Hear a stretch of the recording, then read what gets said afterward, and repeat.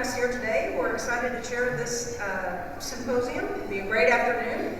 Our first speaker is Amal Tolba. She is the founder of the UAE Special Needs Mom Support Group, love that, and a disability advocate. She is the founder and managing director of Hope AMC here in Dubai, and probably most importantly, she is a proud mom of a child with special needs. So please help us welcome Amal.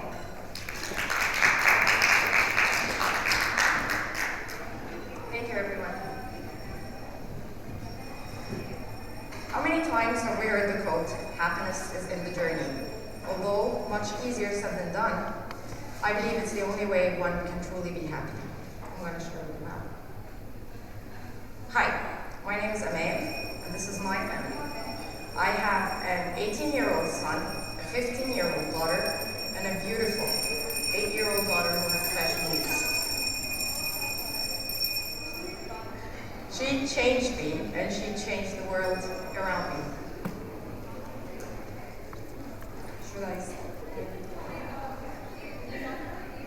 You see, this story is about me as much as it's about her. I am the hero of my story, but I'm also the villain. It all started in the NICU on the 26th of August 2014, what I once thought to be the worst day in my life. She was born that day, and this is the exact same day that my life was taken away from me. I was given a life I did not recognize, want, or knew how to navigate. She was born with many complications. She had seizures, was unable to feed orally, and had multiple organ failure. She was given a very poor prognosis. We heard a lot of nevers that day. Never gonna walk or talk, never gonna smile or cry, never gonna recognize us, never gonna eat orally, and the list goes on. I was given a very short life prognosis on top of that, whatever that means. I was angry and resentful, to say the least, and all I could think about was I wanted my old life back, and I will not stop at anything till I get my life back. So I need to fix her so I can fix me. So we went on a journey around the world, to every country, every institute, every place that had something to offer, even trying treatments like stem cells, when she was below the weight and the legal age to do this. Anything and everything.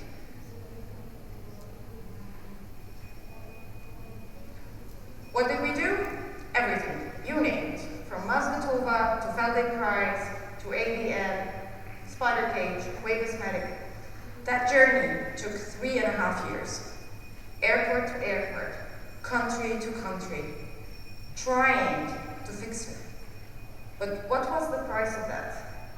I was trying to get my life back while I was missing on life itself. I've never felt so lonely. I missed out on very important moments in my other children's life.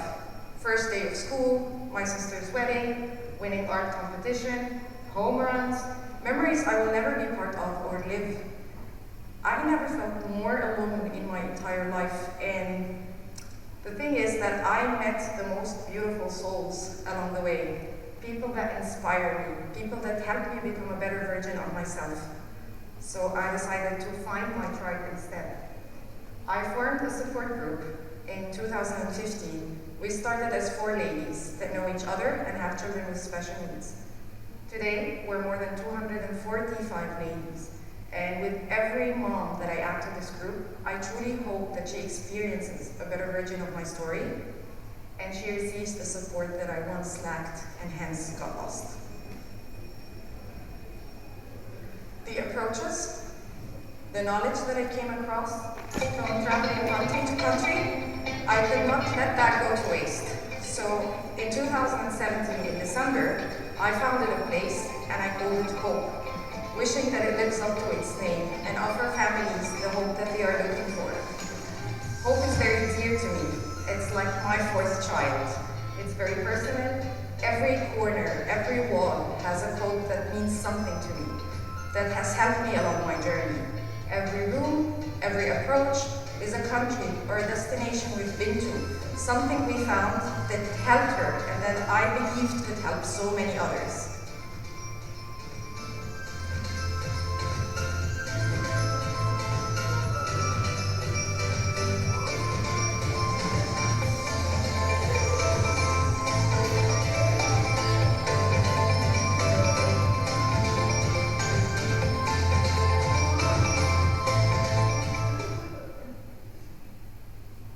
Today, and more than 5 years down the line, Hope is a full paediatric medical center offering treatment approaches that are not available in this part of the world to children and their families.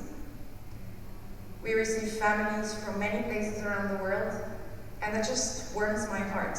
This is my mission now. This is my calling. I was trying to find a fix, and instead, I found solace in helping others. All I needed to do was to stop that struggle so I can float. Our story was featured on the Chinese television, several of my blogs were published, nominated for several awards, and Hope was featured on Gulf News magazine. She has taught me to focus on the positive and count my blessings. Poor lifespan, remember? She celebrated her 8th birthday.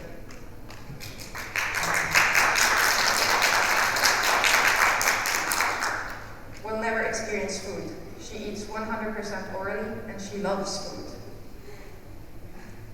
Incapable of showing emotion. I'll let the picture speak to you. She has been a blessing in my life and in the life of so many other children. I am here today to tell you, my message is, if you ask me, did she change? She's still a child with special needs. But I'm the person that changed because I'm the one that needed to change, not her. She has always been perfect the way she is. She taught me that there is only one way out. You either stay stuck or you move forward, because the only way out of any struggle is just through. Am I happy? Yes, because this is my life now, and I don't know any different. And just because my path looks different, I'm not lost. She taught me that happiness is an effort, a choice that I need to wake up and consciously make every single day. And it's okay sometimes to hit rock bottom because the only way from there is up. And I want to finish by sharing with you my favorite Arabic quote of all times. I'm going to do my very best to translate it. A wise man was once asked, "How do I avoid the arrows of destiny?" And he said, "Stand by destiny, not against it. Kun bijiwar al-rami tanju." Thank you very much.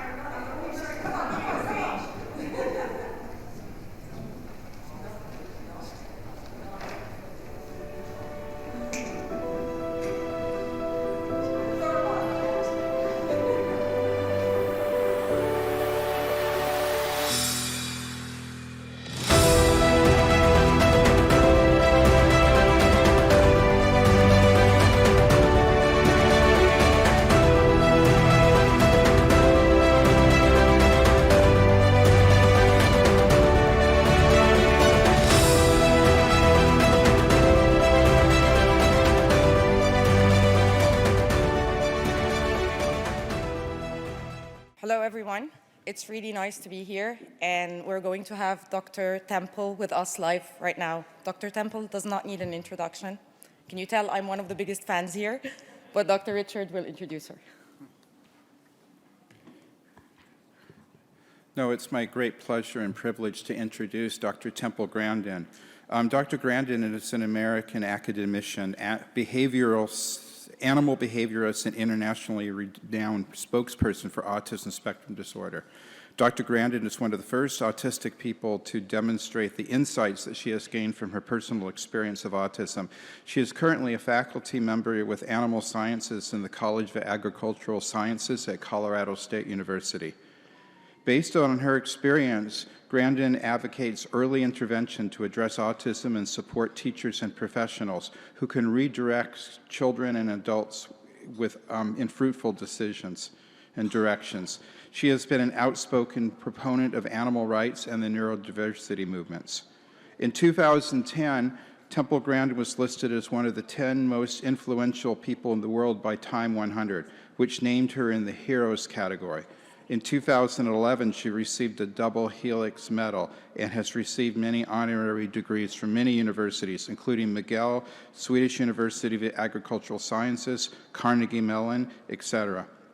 Grandin has been featured on many media programs. She was the subject of an Emmy and Golden Globe-winning biographical film, Temple Grandin. In 2018, Grandin was featured in the documentary This Business of Autism, which explored autism employment and the success of autism employers. She has been written up in Time, People magazine, Discover, Forbes, and the New York Times.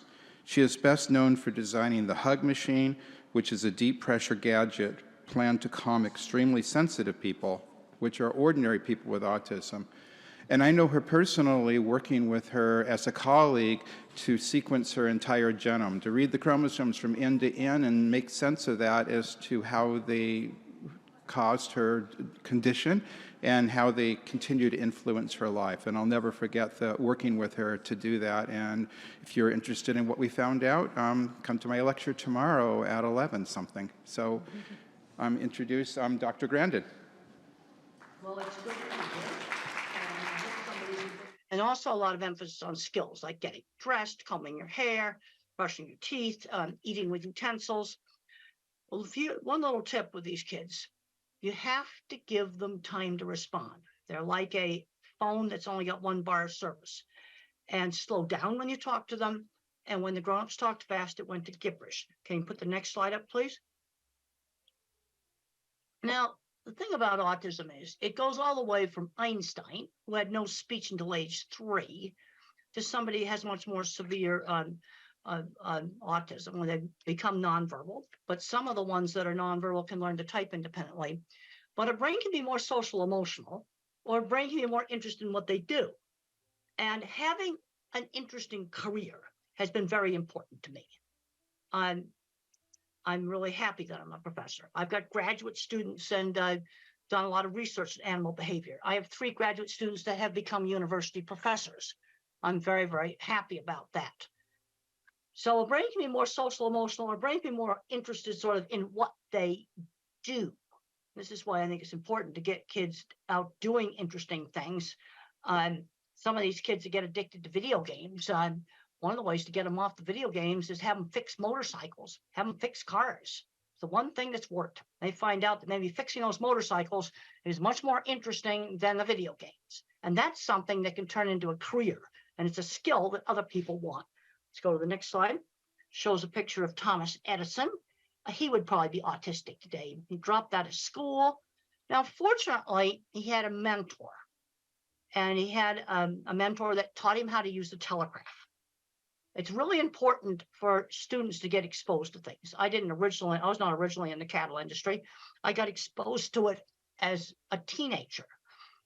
And I had very good teachers and mentors, starting with my mother when I was very young. She was always pushing me to do new things. She encouraged my ability in art. I had a wonderful primary school teacher. I had a wonderful science teacher who got me interested in studying with all kinds of interesting projects to do. Good teachers are so important. Let's go to the next slide. There's Einstein. He would probably be in an autism program today. Let's go to the next slide. Put the next slide up, please. Now, I'm a kind of a NASA fan. And I got 5 years ago, I got a chance to go visit this launch pad. This was like so much fun. And what I learned when I went there is the astronauts, they had we call it the right stuff, but they were people that had Tourette syndrome, that were dyslexia. They were building the launch pad. They were designing control rooms. There were people there at NASA, really smart people that were, some of them probably were on the autism spectrum. I've been to many, many NASA sites. And if you look at the old videos of going to the moon, look at the people in that control room. I think there was quite a few autistic people there. And they were really happy that they got to be involved in that project. Let's go to the next slide. Now I've got emotions, but I get emotional over interesting stuff I do. And Voyager spacecraft now is 45 years old. The scientists are in their 80s now. They are still tracking it. They've managed to keep it going. For a long time, they had to work out of a storefront next to a McDonald's, but they kept it operating with no funds. And I can get really into that because it's so cool what they're doing. They're still learning from this spacecraft that's 45 years old. Let's go to the next slide. Got past Saturn. We can go to the next slide. And then you've got the techies down there that keep that antenna going. Yeah, they probably have to do it at 3 o'clock in the morning. I got a chance to sit at the original mission control desk. That was really, really cool. Go to the next slide. Now, let's not get hung up on the labels. Autism is this big spectrum. And the problem with autism is they keep changing the diagnosis. Originally, maybe 30 years ago or so, you had to have speech delay to be labeled autistic. And then they added Asperger's syndrome, where you could be socially awkward with no speech delay. And then in 2013, they merged everything together. And you've got a spectrum that's going from Einstein to somebody that may have much more severe problems. But I can't emphasize enough on working with the little kids, because when I was 3, I looked very, very severe. And we can go to the next slide. I have grandparents that come up to me all the time, and they find out they're autistic when the kids get diagnosed. That just happens all the time. And sometimes adults later in life getting diagnosed helps them with their relationships. But I'm concerned that too many fully verbal, smart kids on the spectrum get so hung up on the label, the parents get hung up on the label, that the kid's not learning basic skills like shopping, learning how to save money, doing laundry, just very, very basic things. Another big problem I'm seeing is not making the transition into the world of work. Work skills are not the same skills as academic skills. We need to start children when they're 11 years old, maybe volunteering at a fruit stand or something like that, where they learn how to work for somebody outside the family on a schedule. Let's go to the next slide. Now that's me having a real fun time at the vehicle assembly building. We'll show another slide. All the cool stuff I got to go do there, like go up on the roof and I wasn't supposed to. That was really cool. All right, let's just get back to the getting important stuff in autism.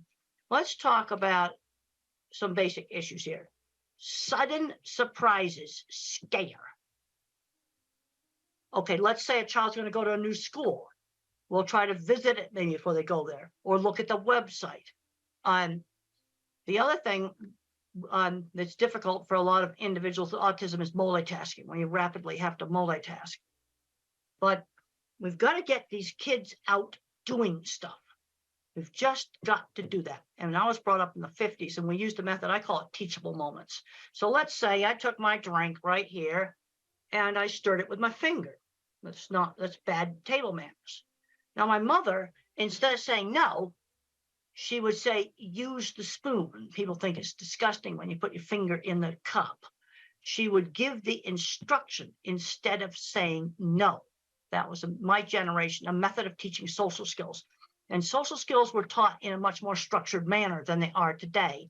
We need to limit the screen time, the phones and the computers, to about an hour a day. And we need to get kids out doing things. Today, I saw some kids out playing in the playground that's near my house, and that's the kind of stuff that kids should be doing. Let's go to the next slide. So there's the teacher there working with a really young kid.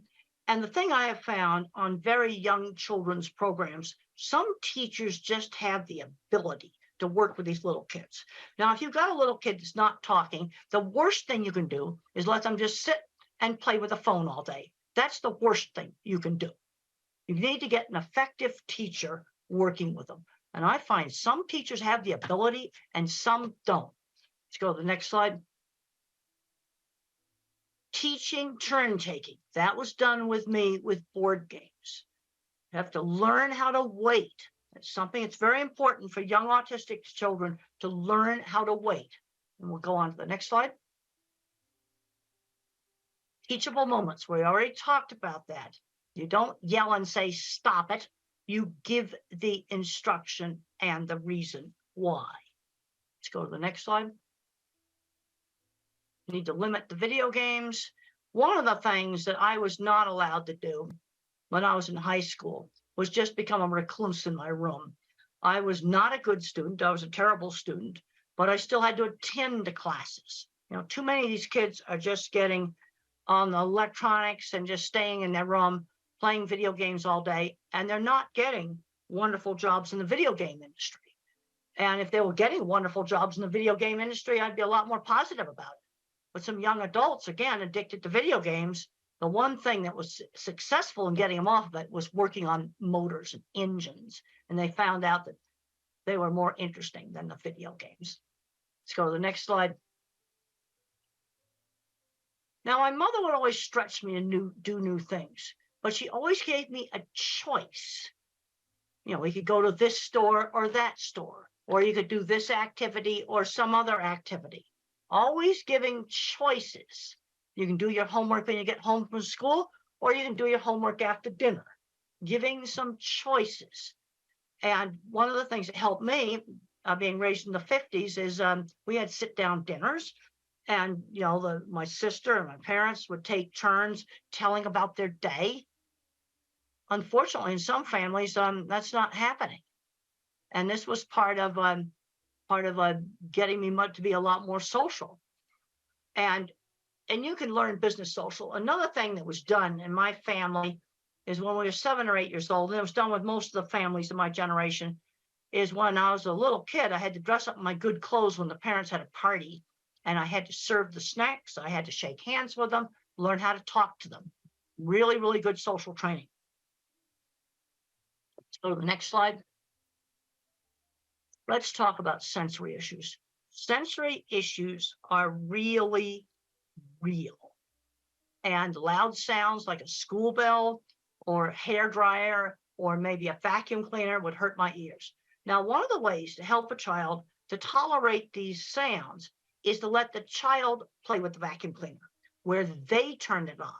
They turn the hairdryer on. And when the child turns the dreaded noisy thing on, they often get to where they can tolerate it better because they are controlling it.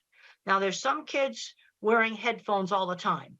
And the problem is, if you wear headphones all the time, and that's on the next slide, the sound sensitivity may get worse. So what you want to do is have them with you. You can have them in your backpack. So they're with you. They give you control. You've got them with you. But then you try not to wear them. Because I've heard stories where they were wearing headphones all the time and the child got so sensitive, he couldn't tolerate quiet conversation at the dining room table. But sensory problems really are real. Sensory integration methods can be helpful. There's a paper you can look up online that's called Environmental Enrichment is an Effective Treatment for Autism. And it's a method where you stimulate 2 senses at the same time. Maybe touch a warm coffee cup and then smell some aromatherapy. So you're stimulating 2 senses at the same time. And the title of the paper is Environmental Enrichment, an Effective Treatment for Autism. Now, let's say we have a nonverbal older child or adult and problems with maybe destructive behavior or hitting. The first thing with somebody who cannot speak is give them a way to communicate. Not being able to communicate is totally frustrating. Also, you have to rule out, do they have a painful medical problem that they can't tell you about? That's the first thing you make sure they don't have acid reflux. I had acid reflux last night because I ate some hot sauce I wish I hadn't eaten. And my stomach was hurting last night. But the sensory overload, if they have a meltdown or outburst in a busy, noisy store, that is probably sensory overload. But we've also got to give them a way to communicate. That is just super, super important. There's a next slide just shows that sensory symptoms are part of the neurobiology of autism. Now, when I was a little kid, they tested me for two things, deafness and epilepsy. Now, I could pass the deafness test, but the problem is my ability to hear auditory details impaired. Like if the grown-ups talk fast, it was when adults talked fast, it's like, that's what it sounded like, because I didn't hear the hard consonant sounds. Like if someone said the word cat and they said it fast, I would hear ah. So my speech teacher would say cat ta, or she'd hold up a cup and she'd say cup pa, and she switched back and forth between saying cup and cup pa, because if people talked fast, then all I heard were the vowel sounds. Stretch out and enunciate the consonants, and sometimes hearing would kind of cut in and out like a bad mobile phone connection. There's kind of three ways that the brain can have a problem with language. Not hearing the auditory detail, where I'm hearing gibberish, trouble with getting my speech out, expressive. And then the next slide, I talk about echolalic children. And echolalic children, they have good speech and they will recite an entire movie script. But the problem is they don't know what the movie script means. That's the problem. So in Life Animated, what these parents did is this child had memorized Disney movie, and they picked out phrases in the movie that could be used in real life. And then their son started to figure out that words had meaning. So an echolalic kid, you've got to teach them that all this language they're yakking out has meaning.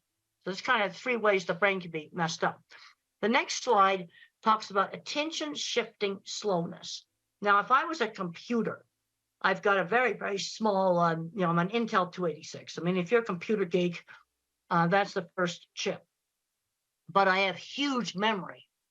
Attention shifting slowness. This is why you have to give the child time to respond. The next slide shows attention shifting slowness. It's an old Ami Klin slide, and look at how the normal person's looking at the eyes. But the other more important thing in this slide is look at how many times the normal person looked back and forth compared to the autistic person who's trying to lip read. Tension shifting slowness. All right, now let's look at things where this could cause a problem at work. I want to see these kids get employed, and I want to avoid the jobs such as rapid multitasking at a McDonald's takeout window. That would be a very bad job.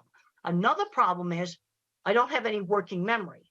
So if let's say I have to shut down the cash register at night at a store, and then maybe 5 or 6 steps, I need to write them down. I need to write the steps down like a pilot's checklist. Long yakety-yak strings of verbal information do not work with me. Let me make a pilot's checklist.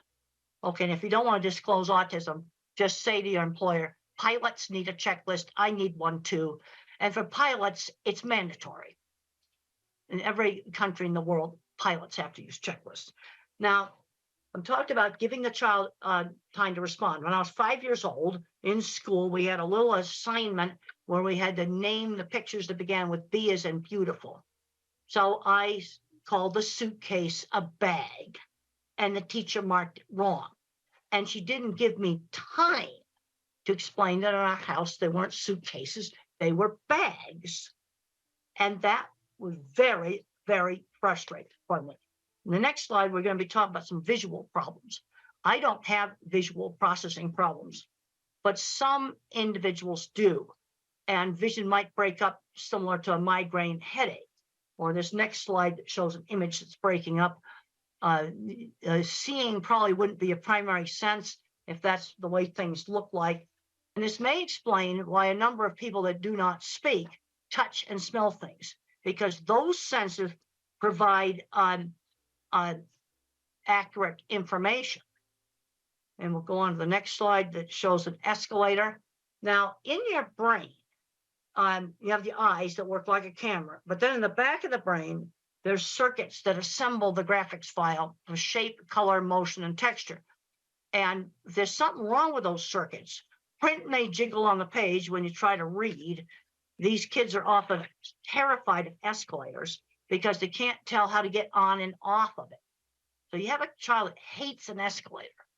The chances are he has a visual processing problem. And the eye exam may be more or less normal. And if you have a child that can't read, the next slide shows print jiggling on the paper. Try different pale colored papers. Now, this is my children's project book right here. Well, you see the light blue paper color right there. Try printing on the homework and the reading materials on maybe light tan paper, light gray paper, all these different colored papers. That sometimes really works for some types of dyslexia. Just try different colored paper, try different colored backgrounds on your computer, on your laptop, or on the iPad. The next slide, I talk about lighting issues. And one of the big ones now is LED lights that flicker. And one of the ways that you can determine if LED lights are bad is take pictures of them in slow motion. So you want to wave like this, because when you play it back, you want to make sure it's playing back in slow motion. And you're going to find some flat screen TVs that flicker. Now, tablets do not flicker. Most laptops do not flicker. But there's going to be some flat screen TV computer monitors that are bad. And this does not affect all people with autism. But I'm going to say about 10 or 20% may have a problem with seeing flicker of LED lights or on TVs and computer monitors. So what do you do if you have that problem? You go buy a lamp and you find an LED light that does not flicker and you put it next to the desk. And you can buy cheap ones that don't flicker. But this is something that's a real problem. And when I get asked about designing a school or a home for people with autism, I want to make sure we have LED lights that do not flicker. I just learned from a technical specialist that if a TV flickers, it has to do with the internet connection. But this kind of stuff needs to be fixed, and you can just test it with slow motion video. The next slide just talks about some more severe sensory issues. In noisy environments, I am not able to hear because of all the background noise. Cannot hear. And I also cannot follow very rapid chit-chat conversations where people get very social, chit-chatting back and forth very rapidly. I get bored with that. And there's questions coming up about masking. Some of that stuff's just too hard for me to do. But you can always do some business social. You know, shake hands with people. There are some individuals that need breaks, but sensory problems are real. Let's go on to the next slide. The next slide talks about this environmental enrichment program, where you use inexpensive, cheap things to stimulate two senses at the same time. You're always changing the things that you stimulate, and it's an adjunct or an add-on to other types of therapy. Now, the next slide shows some really wonderful books for that have been written by non-speaking autistics. Now, I really like How Can I Talk My Lips Don't Move by Tito. I had a chance to meet Tito, and he came into a library, and he was flapping and everything. And I wanted to see, I tested him with a really, really strange picture that he had never seen before, and it had an astronaut in a spacesuit riding a horse out in the desert. And I showed that to Tito, and he types really fast, Apollo 11 on a horse. Another good book's Carly Fleischman's, Arthur Fleischman's Carly's Voice. Then you've got The Reason I Jump, the sequel to The Reason I Jump. I like the sequel. It's a better book. But I'll give you a little tip about the typing. Remember the problem with attention shift. Okay, like on this desktop, my keyboard's way down here. But when I type, that print appears way up here on the screen here, and the keyboard's down below where the video is. Now, many people with autism cannot make that attention shift. And that's the reason why you want to use a tablet, because the virtual keyboard, with using that virtual keyboard, the writing appears right next to the top of the keyboard. Or you're going to have to, on a laptop, put the keyboard on a box, and you need to make sure it's a monitor that does not flicker. This is really, really important. Next slide just shows some brain scans. And the point I want to get across right there different parts of the brain get turned on when you do different things, like seeing things, hearing words, thinking about things. And where there's a problem in autism is in kind of the inter-office communications. And what you tend to get is uneven skills. Like I'm really good at art and mechanical stuff. Somebody else might be really good at mathematical stuff. And we'll just show some more pretty brain scans. Next slide shows, oh, that's my skull. Let's show the next slide. That's the microbiome. You see the little tiny hairs there. Those are axon tails, and they form great big inter-office communication cables between different parts of the brain. And then I can show you a slide without my ugly skull. And that the connectome is much prettier when it's by itself. The next slide shows the circuit in the brain for speak what you see. Now there's the normal control right there, and I'll show you mine. The next slide, that's my speak what you see. And I have all these extra branches for visual thinking, but I have less fibers for speech. So that might explain why I had trouble getting my speech out. But when I had speech therapy, it increases the bandwidth on the fibers that are still left. And the next slide just shows that. But this is where the therapy made a difference because I had trouble getting my speech out. Let's go to the next slide. Now, for speak what I hear, I am definitely not an auditory person. I am definitely a visual person. And we'll go on to the next slide. And I want to talk about the importance of developing strengths. That's an artwork I did when I was about 6 or 7 years old. Mother always encouraged my ability in art. It's a picture of a wooden dock or deck that was by the beach. And she always encouraged my my art. And the next slide just shows a picture a young child did in 3-dimensional. Most little kids don't do that. And I would just draw the same horse's head over and over and over again. So mother would broaden my skill. Let's draw the stable. Let's draw the saddle. Or if you have a child that likes cars, let's read about cars, do math with cars, draw pictures of different cars. In other words, broaden that fixation. Broaden the fixation, especially if it's something like cars that can turn into a career. The next slide just talks about the art ability being encouraged. Often we'll have uneven skills, really good at art. I was absolutely terrible at mathematics, but then you're going to have another autistic person that's good at math. And we'll go to the next slide where it shows that the way I think, it's videos in my head or movies in my head. I'm what's called an object visualizer. And in my new book, Visual Thinking, The Hidden Gifts of People Who Think in Pictures, Patterns, and Abstractions, I discuss 3 different kinds of thinking that you can have in autism. Most people are mixtures of the different kinds of thinking. But in autism, you might get an extreme object visualizer. That's me. And the HBO movie shows how I think. My kind of mind's good at art, mechanical things, photography, working with animals, absolutely terrible in mathematics. And then you have the next kind of mind is the visual, spatial, mathematical mind. And the mathematical mind thinks in patterns. And then you have people that think in words. And it's important to, kind of know how the child thinks. That just shows eclipse shadows on where the eclipse, the trees made little tiny eclipses like a pinhole camera. That happened on our campus. I noticed detail. I watched a whole bunch of students just walk over that. They just didn't notice it. But I noticed visual detail. The next slide shows 2 things that can bother cattle, like seeing a car through the fence, seeing a piece of red string, seeing a bottle there that might move. Little things that people don't notice. Also in autism, there is there's some better ability to pitch discrimination.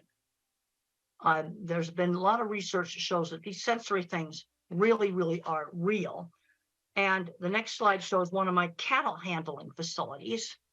And how did I sell my work? One of the things I did to sell my work was to show off pictures of things I had designed.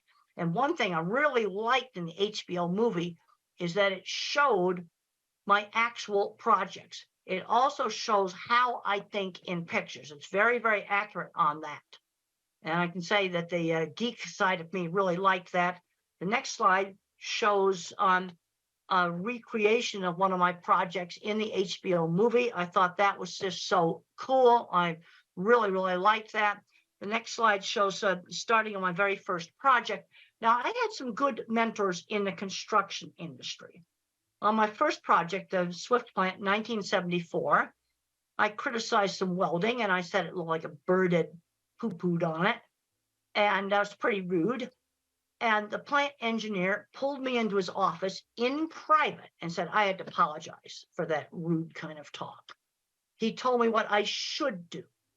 And then another person that helped me was a small contractor, steel and concrete work contractor, who had seen my drawings and seeked me out. And for 10 years, we built projects together. And so those are on a construction site, some of my early projects. And some of the most fun stuff I ever did was working in construction. And I worked with a lot of people that were probably dyslexic, ADHD, or autistic. Some of these people owned big companies where they made mechanical equipment. They had lots of patents. I really put the emphasis on the career. This is what's made life happy for me, is having a fulfilling career. The next slide just shows some of my drawings. And when I showed people my drawings, they were impressed. That's how I sold jobs. Okay, let's work on what are we going to do about job interviews? Well, a job interview for me was lay the drawings on the table and show off the drawings. That's what I did. And they'd look at my drawings and go, well, in fact, actually today, now that everything's computerized drawings, I'm seeing some very bad drawings. And now the next drawing shows a dipping vat system. And you can see on the concrete work, I have all the reinforcing rods drawn in there. 4 years ago, I got a really horrible set of drawings that the engineering firm had done on a computer, and they hadn't drawn in the reinforcing rods. And I marked them all in pencil, and I said, you go back to that engineering firm and get it done right. This is a piece of equipment I developed for the meat industry called the center track restrainer system. You can see a lot of complicated steel work there. And one of the people I worked on this was autistic, undiagnosed. Special ed department builds the stuff. And we need these skills. We need to find back doors into jobs, where you just kind of bypass the interview and get jobs. Well, a friend that has a store and maybe they'd be willing to work with the kid. I think I'm going to stop there. You can have the rest of the slides because I'd like to do questions. And I've already talked about some of the most important stuff, but what you see right there is high-end skilled trades. And I was very interested. I went to the Steve Jobs Theater right before COVID shut everything down. And the glass walls came from Italy and Germany. And the carbon fiber roof came from Dubai. That's very, very high-end skilled trades. That's something to be proud of. All right, let's get some questions going right now. Hope I'm going to get some questions. Hello? Hello? Yes, let's get some questions. Yeah, just a second. Hi, my name is Sona. I have a son. He is nearly 8 years old. And I always have this question because I'm a big fan of you and I know you know a lot about autism and animal behavior. So I wanted to ask, what's the connection between visual sensory preference as my cats and my son? They both like similar toys and they have similar visual preference. Is there any link? Does your son speak? He is speaking, but he is not like having any big vocabulary. So he has very short vocabulary and has sensory issues. Does he have a decent way to communicate? Even something out like one of these computerized things that will speak, or a picture board or something for him to communicate with? No, we never use like visual pictures like PECs. We never use those. So we encouraging him to use more spontaneous speech and you know, the speech therapist, the ABA therapist, all of them, what they recommend, we follow that. Well, if he can learn to speak, then you don't need to use PECs. But Yeah. if you have a child that has like 3-word vocabulary and is 8 years old, we need to give him another way to communicate more easily. And that, I can remember the frustration when I couldn't communicate. And I remember that, I showed you that picture of the bicycle in the suitcase. And it was so frustrating when the teacher didn't give me time to explain that in our house suitcases were bags. And I didn't understand the concept of the letter B, the sound of the letter B. But there's a point where they need to get a better way to communicate. Yeah, Some kids can do sign language, some kids there's various programs you can get for tablets. Yeah, the thing is, he started talking just before he gets 6, so it's really delayed. So that's why. But is he starting to talk? Are you getting more and more language? Yes, yes, and more Okay. clarity. Like it takes time, like it's a step by step. But we had him from severe autism. Now he is in between low and moderate autism. Okay, So well, in the that's spectrum. good. If you're getting progress, parents always asking about different programs. I said the most important thing is you're getting progress. Yes, now, if we you're getting progress right now, then you're doing the right thing. Yes, the only problem I'm struggling is his memory and his sensory problems. That kind of restrict him to learn more and focus on task and academics. And he's better in maths. As you said, there are a few types of visual learners. He is more into maths and numbers rather than alphabets and reading. You see, because I said there's a visual kind of autism. That's me. Yeah. But there's also a mathematical. There are kids that are very mathematical. He is visual in maths, but he's not very visual in, he's not into reading that much, but he's better in maths, like counting and numbers. He's really good with numbers. That's good. Then you maybe you can move him ahead in numbers. How is he at things like getting dressed, bathing, these kinds of things? He is very independent. Wherever I taught him, is very independent. Good. That's good. He's learning those skills. Yeah, he is even better than my other children, like neurotypical ones. So he is more independent than them, and he understands routine better than them. The only problem I have, I can't find his special skill. He really likes music, and he is very athletic. He does parkour, he does swimming, he does cycling. Well, good. He's very athletic. That's good. And see, the problem you got with autism is it's such a wide spectrum now. Let's say you take a diagnosis like dyslexia. Okay, that's problems with reading. Or ADHD, you tend to, detention. It's a much narrower diagnosis, and this is the problem we've got. We've probably got half of autistic kids that have a special skill, and there's going to be some that don't really have a special skill. Yeah, he has autism, ADHD, and dyslexia, all three, and Erlin syndrome. Well, the Erlin syndrome, have you tried the Erlin classes? Yes, I myself, I qualified as well. I just took the course so I can keep checking on him. Yeah, we got the glasses. Well, the other thing I find that works also for people that have Erlin syndrome, I talked about the colored paper. Yeah, we do use. Yeah, we do use. All of his notebooks are turquoise. Well, like I've got a tan shirt on right now, and that would be one of the colors, the light tan like this shirt. Some people like that, and then other people, they like this light blue that's on my children's project book. Yeah, that light blue, that's the thing for him, Light blue, calms like him. my tie. Yes, it calms him. It needs to be the pale colors. Yeah. Not dark blue, light blue. Yeah, I changed those, but he still have visual sensory problems. So is there any connection? What about sound sensitivity? Sound sensitivity he has, but I kind of always give him that opportunity. Like you said, he's in charge. of hair dryer. Okay. He's in charge of hand dryer. You know, when we go to cinema, at the beginning he was very hesitated, but then he got used to. Now he is properly sitting like other children. So I kind of make him to be prone to that, and he's used Well, to it. that's good that you see it, and making him, see when the child turns the hairdryer on and off, or the vacuum on and off, where they control it, Yes. that should desensitize some of that.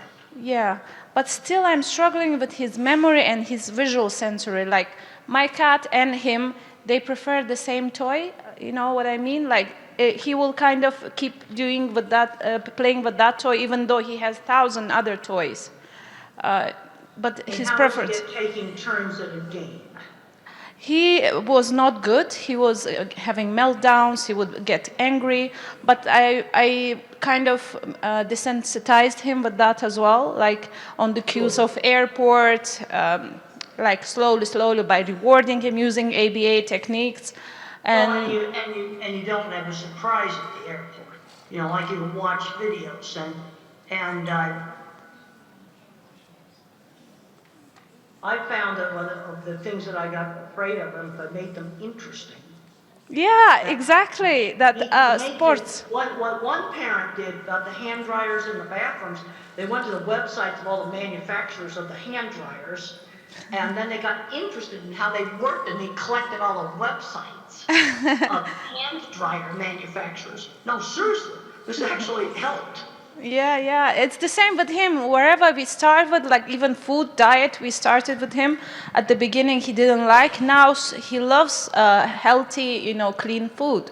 He wouldn't eat rice. Before, he was addicted to all these carbs, rice. Oh, yeah, it's bad. Now he And wouldn't eat. I get worried that some of these kids with these restrictive diets are going to get the old vitamin deficiency diseases. There was a horrible case where a kid got scurvy, which Yeah. is vitamin C deficiency, because Yeah. the diet was so restricted. Maybe we need to get somebody else to ask a question. I want to give somebody else a turn. Yeah, sure. Thank you.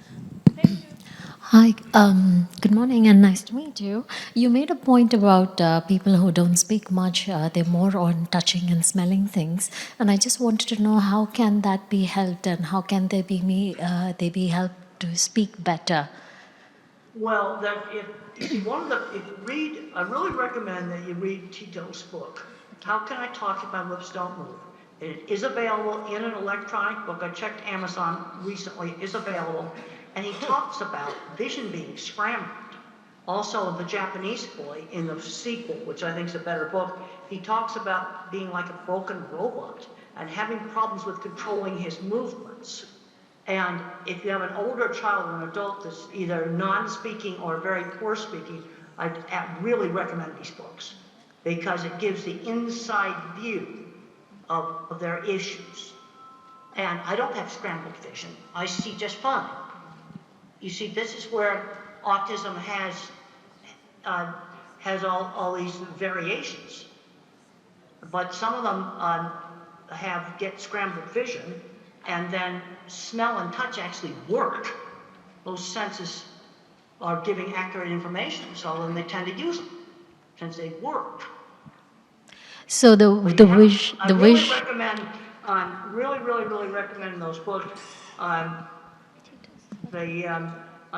got a PDF here. I'll just hold up that slide again of those books right there. If you have an older kid or an adult that doesn't speak, those books are going to give you so much insight. They type independently. Nobody's holding their wrist or their arm. They type completely independently, and they describe sensory scrambling. Now, I don't have this. I have sound sensitive. And then there's some, I had a student that had a problem with print jingling on the page. But see, this is where the sensory stuff is so variable. This is sensory problems a lot worse than mine was. Good morning. My question is how to teach taking turns. There is a child, 8-year-old. He struggles with taking turns. He can't wait. And while playing... That was the reason why when I was 3, we spent a big part of my therapy was learning how to wait and take turns at games. Yeah, how do I teach? How do I do it? Like sometimes there's a video activity happening, and there are 3 kids. One after another, they can watch their favorite video clip for maybe 5 minutes. But he can't wait for others. Well, let's do something where it's shorter than 5 minutes, like a board game. We played a lot of Parcheesi, which is a very simple board game where you shake little cups with dice in it, and you move little wooden pieces around on the board. And I remember grabbing that cup, and Mother said, "You've got to wait for your sister to take her turn." And something where it's not 5 minutes. Let's do some turn-taking thing where it's, 1 like minute. you take a turn in Parcheesi takes 10 seconds. Okay, so I start with 10 seconds to. The first activity should be very short. Well, but the thing is, my speech teacher that I had years ago, this would be like in 1950. Okay. She just knew that teaching the kids how to wait and take turns was super important. My therapy had a lot of emphasis on that. All right. How to wait in line. Okay, you're at the supermarket and you've got to wait in line. You can't cut to the front of the line. That's also turn taking. The child is able to wait in queue, but only taking turns when there's a person who is talking to him. He finds it difficult. In queue, nobody is speaking to each other. They are facing the other way, so he finds it very easy to wait in queue. But he has. Okay, wait queues, okay. But when he has to play with other children, or he has to watch a video and wait for that time, he feels that he's not given his. He's not having control on his activity. I don't know what is the exact feeling he has. Well, you might try different things. When we were kids, we did a lot of relay races where you'd take turns running and kicking a ball or something like that. Yeah. Try some different things that involve taking turns. Now, if you're watching videos, one thing I'd recommend is the phone be physically passed. All right. The phone has to be physically passed around. Thank you so much. The taking turns means the phone has to be given to the other person and passed around if you're doing something on a phone. All right. I think that's going to help on the taking turns. Thank you so much. Okay, maybe we can get another question. Hi, Doctor. Nice to meet you today. In the last 5 years, we're hearing somebody tell autism causes by TV. I want today listen in your opinion. Caused by what? I didn't hear you. TV. I don't know what that is. Television. TV. Autism is caused by television? Yeah, somebody tell that. No, autism not caused by television. But if you let a child spend 10 hours a day watching television, that's bad. And it'll probably make the autism worse. We need to be getting them out and doing things. No, but television does not cause autism. Thank you. Nice to meet you. I'm Eleonora. I want to ask you, what do you think about the connection between language and motor coordination? Is it important to improve motor coordination in autistic children, to improve also language? What do you think? Well, there's some really interesting things that's happening with horseback riding.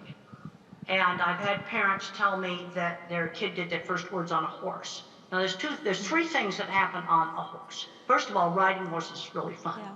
But the other thing is you have to balance and there's rhythm. You're doing balancing and rhythm at the same time. Now, occupational therapists and sensory integration might get you on a swing and do some of the same thing. But when you stimulate the vestibular system with balance and rhythm, that can be real helpful. Another simple thing that might work is you nail a board to the floor, and then you have the person walk, what I call walk the tightrope like this, along a board that's nailed to the floor. I mean, it's only like that far above the floor. But you do these activities that stimulate the cerebellum, Yeah. things like swinging. There's a paper I worked on years ago with Lorna King, the child, they had him on a swing and they were working on speech. And there's some good things with the motor and speech. And the thing that's not known is which kids respond to this. You see, this is the problem with any of these sensory things. You know, it works on one kid and another kid it doesn't work. Okay, I worked on my squeeze machine. Some kids respond to deep pressure, other kids don't. This is where the sensory problems are real variable. But some individuals, they do swinging, balancing, rhythmic activities, that can help on speech. For some individuals. Okay. We can use also music, for example, Yeah. rhythm. And That the is very music can be important. helpful. The other thing is there are some individuals that can sing words before they speak them. Yeah. Singing is on different brain circuits. So they could sing the words rather than speak them. Sometimes that works. Thank you. Thank you. Thank you, Dr. Grandin, for wonderfully sharing your insights as an autistic person. One thing that has caught my eye is that your parent, your mother, played a very key role in Absolutely. And then another book you might find helpful, I got a book called The Way I See It, that's I got a lot of little short articles in it. It's available on Amazon. That might be helpful. Thank you. Yeah, I also have a lot of information on my website, templegrandin.com. There's templegrandin.com. There's lots of free information on that. Thank you. So I'm a mother of triplet boys with autism. They are 11 years old, all different. They are all on a different spectrum. And one is still nonverbal. And all my sons are really not academically gifted. And there's one thing you have mentioned, that you're really fortunate and happy that you have a wonderful career. Now, I would like to request if you can share, one word or a direction to us parents. Often we find that we want to follow the typical growth, go to kindergarten, go to primary, go to high school, go to university, get a job, get married, all that. But our children, most of our children with autism don't really seem to fit there. What can you tell us? The thing, you have uneven skills. I'm a big believer in getting children exposed to lots of different things. I did all kinds of things when I was a child: cooking, sewing, woodworking, art, music. I was taught musical instruments, and I was terrible at musical instruments, but good at art and mechanical things. And so you expose kids to lots of different things, then you can see what they are good at. But I know, like you look at this equipment here, I've worked with people where a single welding class led to building things like what's shown in that picture. And then another kid, it might be mathematics and programming. Some you have to expose them. And then you've got people with autism that are not going to be building equipment, they're not going to be doing mathematics and programming. Let's say you have a kid that's good with numbers. Well, then show him other mathematical stuff. Here's some really cool pattern stuff right here I found in one of my science magazines. With those patterns, they all have mathematics behind them. Isn't that cool? In a science magazine. Yeah. There's some kids that are going to just, they may be gifted in that. You see, this is the problem. You're really good at one thing, sometimes really bad at something else. And the people that build good equipment, like you see there, complicated stuff, most of them could not do algebra. It's all pure visual thinking. But they're building stuff like that. Thank you. I had a chance to go on a corporate jet the other day. The guy that took one welding class, he builds entire beef plants, and he just has them memorized in his head. A single welding class. He's building entire beef plants. Unfortunately, Now, we're running. He's not autistic. he's not autistic. But I did work with several other people in metalworking that I'm pretty sure were autistic. We're out of time now, so we're just going to have one more question. I know that we would. One more question. Hello. Midnight or whatever, I'm gonna go to bed, but I'm really glad that I was able to get up and talk to everybody. And free to give the videotape around to people. There's more slides in this deck. You can go ahead and give people the whole slide deck. It just wasn't time to work tonight to show all the slides. Hello, Dr. Grandin. Thank you so much for the presentation. My question is, right now I'm working as a general practitioner, but when I was a teenager, I had a distant cousin who, at that time, he was 7 years old. He has symptoms of aggressive behavior and at times, but most of the times he's a very quiet kid. He won't interact much and everything, but the aggressive behavior is the key point, like it's almost disruptive. And later on we diagnosed he has autism. But how old was he when he was doing the destructive behavior? at 7 years old. And because of that, his whole family also have a history of mental illness, like other mental illness. It's stigmatizing, it's so traumatizing for all of them, especially the boy. So how to deal with autism children with aggressive behavior? I had aggressive behavior when I was 7. There was a penalty for it. There was no television for one night. For aggressive behavior. The other thing you have to look at, what is bringing it on? Is there a problem with frustration with communication or with sensory overload? Communication. We've got to make sure he doesn't have if the child is non-speaking, then you always have to make sure you do not have a hidden painful medical issue, like maybe an ear infection, urinary tract infection, acid reflux in their stomach, a toothache, something that's hurting that they cannot tell you about. I think he had meningitis. He had meningitis. I also had problems with things like getting aggressive when I was a child. Was worse when I got tired. Mother had a pretty good sense of when she needed to just say, I need to go to my room and just calm down. But when I was 7, I was fully verbal and there were consequences for aggressive behavior. No TV for one night. And then I threw a big tantrum. Mother would put me in my room and let me calm down for half an hour. And then she'd say, well, you know the rule. You join the family now. But there'll be no television tonight.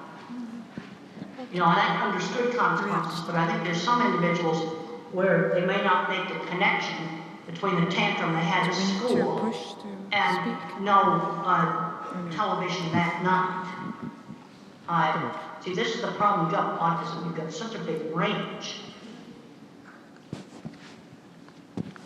Okay, I think that was. And then you've got the autistic. You see, the people that I worked with that had the metalworking shop and all the patents, designing equipment, they would have been more the Asperger type. There would have been no speech delay.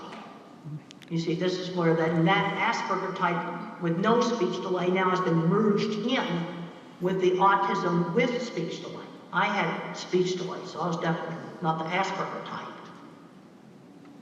And the people that I worked with professionally in metalworking work would have been the Asperger type. But they had social issues. I'll never forget one of the jobs, I had to drag the guy out of the shop because before he got picked for plant engineer. We're out of time now. Thank you very much. Thank you for joining us. Thank you.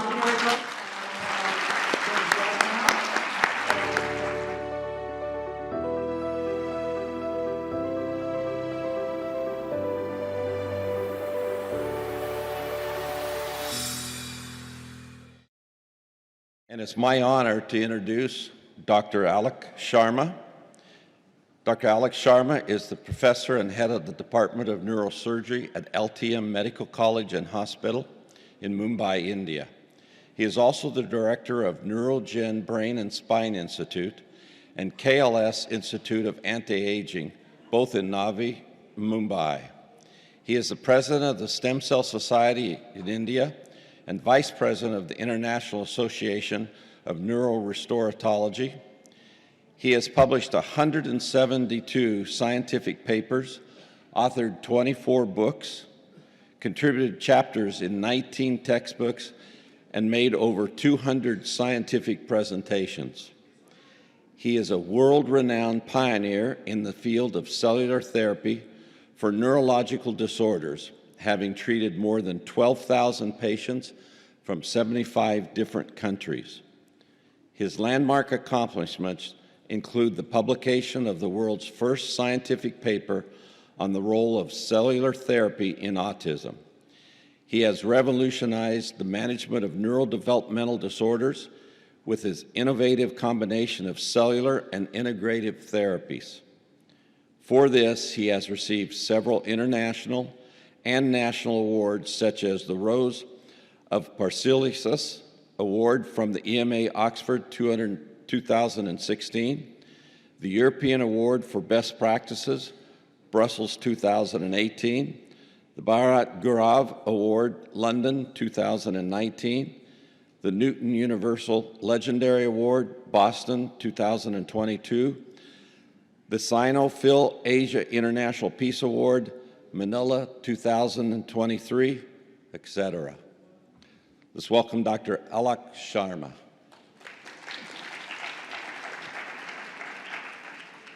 This is truly amazing. To be in Dubai, to be at this wonderful international conference for autism and neurodevelopmental disorders, but most important, to be able to give a talk immediately after Temple Grandin. What an honor. I had never thought in my life that, one day I'd be speaking after the legendary Temple Grandin. Temple, you're just so amazing. You're not you, your life, your thoughts, your work, your effort is not just an inspiration to people on the spectrum, to their families, but to all of us caretakers, researchers, and doctors in the field as well. So I'd like to begin by thanking Temple for the wonderful and amazing talk that she just gave. I'm going to speak on a new topic, that's regenerative medicine in autism spectrum disorders. When I give a talk, I like to begin with this picture. This is a painting, a huge painting, the size of this entire wall, which I found in a hospital in Howlin, Taiwan. And when I entered that hospital, I asked them, why is this picture here? They said, this is a picture of Lord Buddha going into the jungle to heal. And they said the job of the physician is to reach out to people who are in suffering and heal them. So that's what we have to do, reach out and help those in need of healing. Now, if you look at the increasing prevalence of autism, it is actually unbelievable and incredible that the world has not taken notice of what's happening. You look and see in 2004, the incidence was 1 in 166. In 2023, it has become 1 in 36.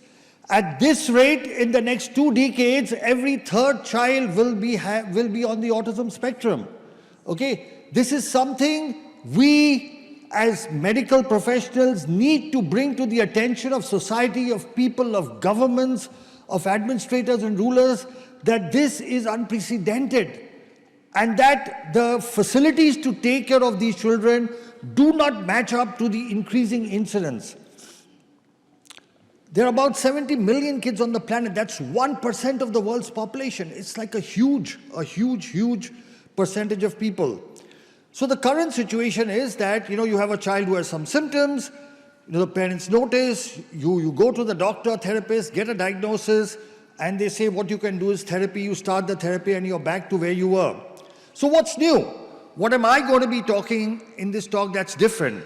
First, the concept of neurodiversity. And this is what Temple spoke of, okay? That we have to see how people on the spectrum are diverse, that they are not less than, they are different, that they have uneven talents and skills. So the concept of neurodiversity, because now there are going to be so many people on the planet that you can't look at them in the way that we've been looking at them earlier. The other exciting thing, and I'm going to highlight that, is a better understanding of what's happening with the brain. And this is what has changed everything. Then the whole concept of neuronal regeneration, that it is possible to regenerate the brain that's not functioning as well.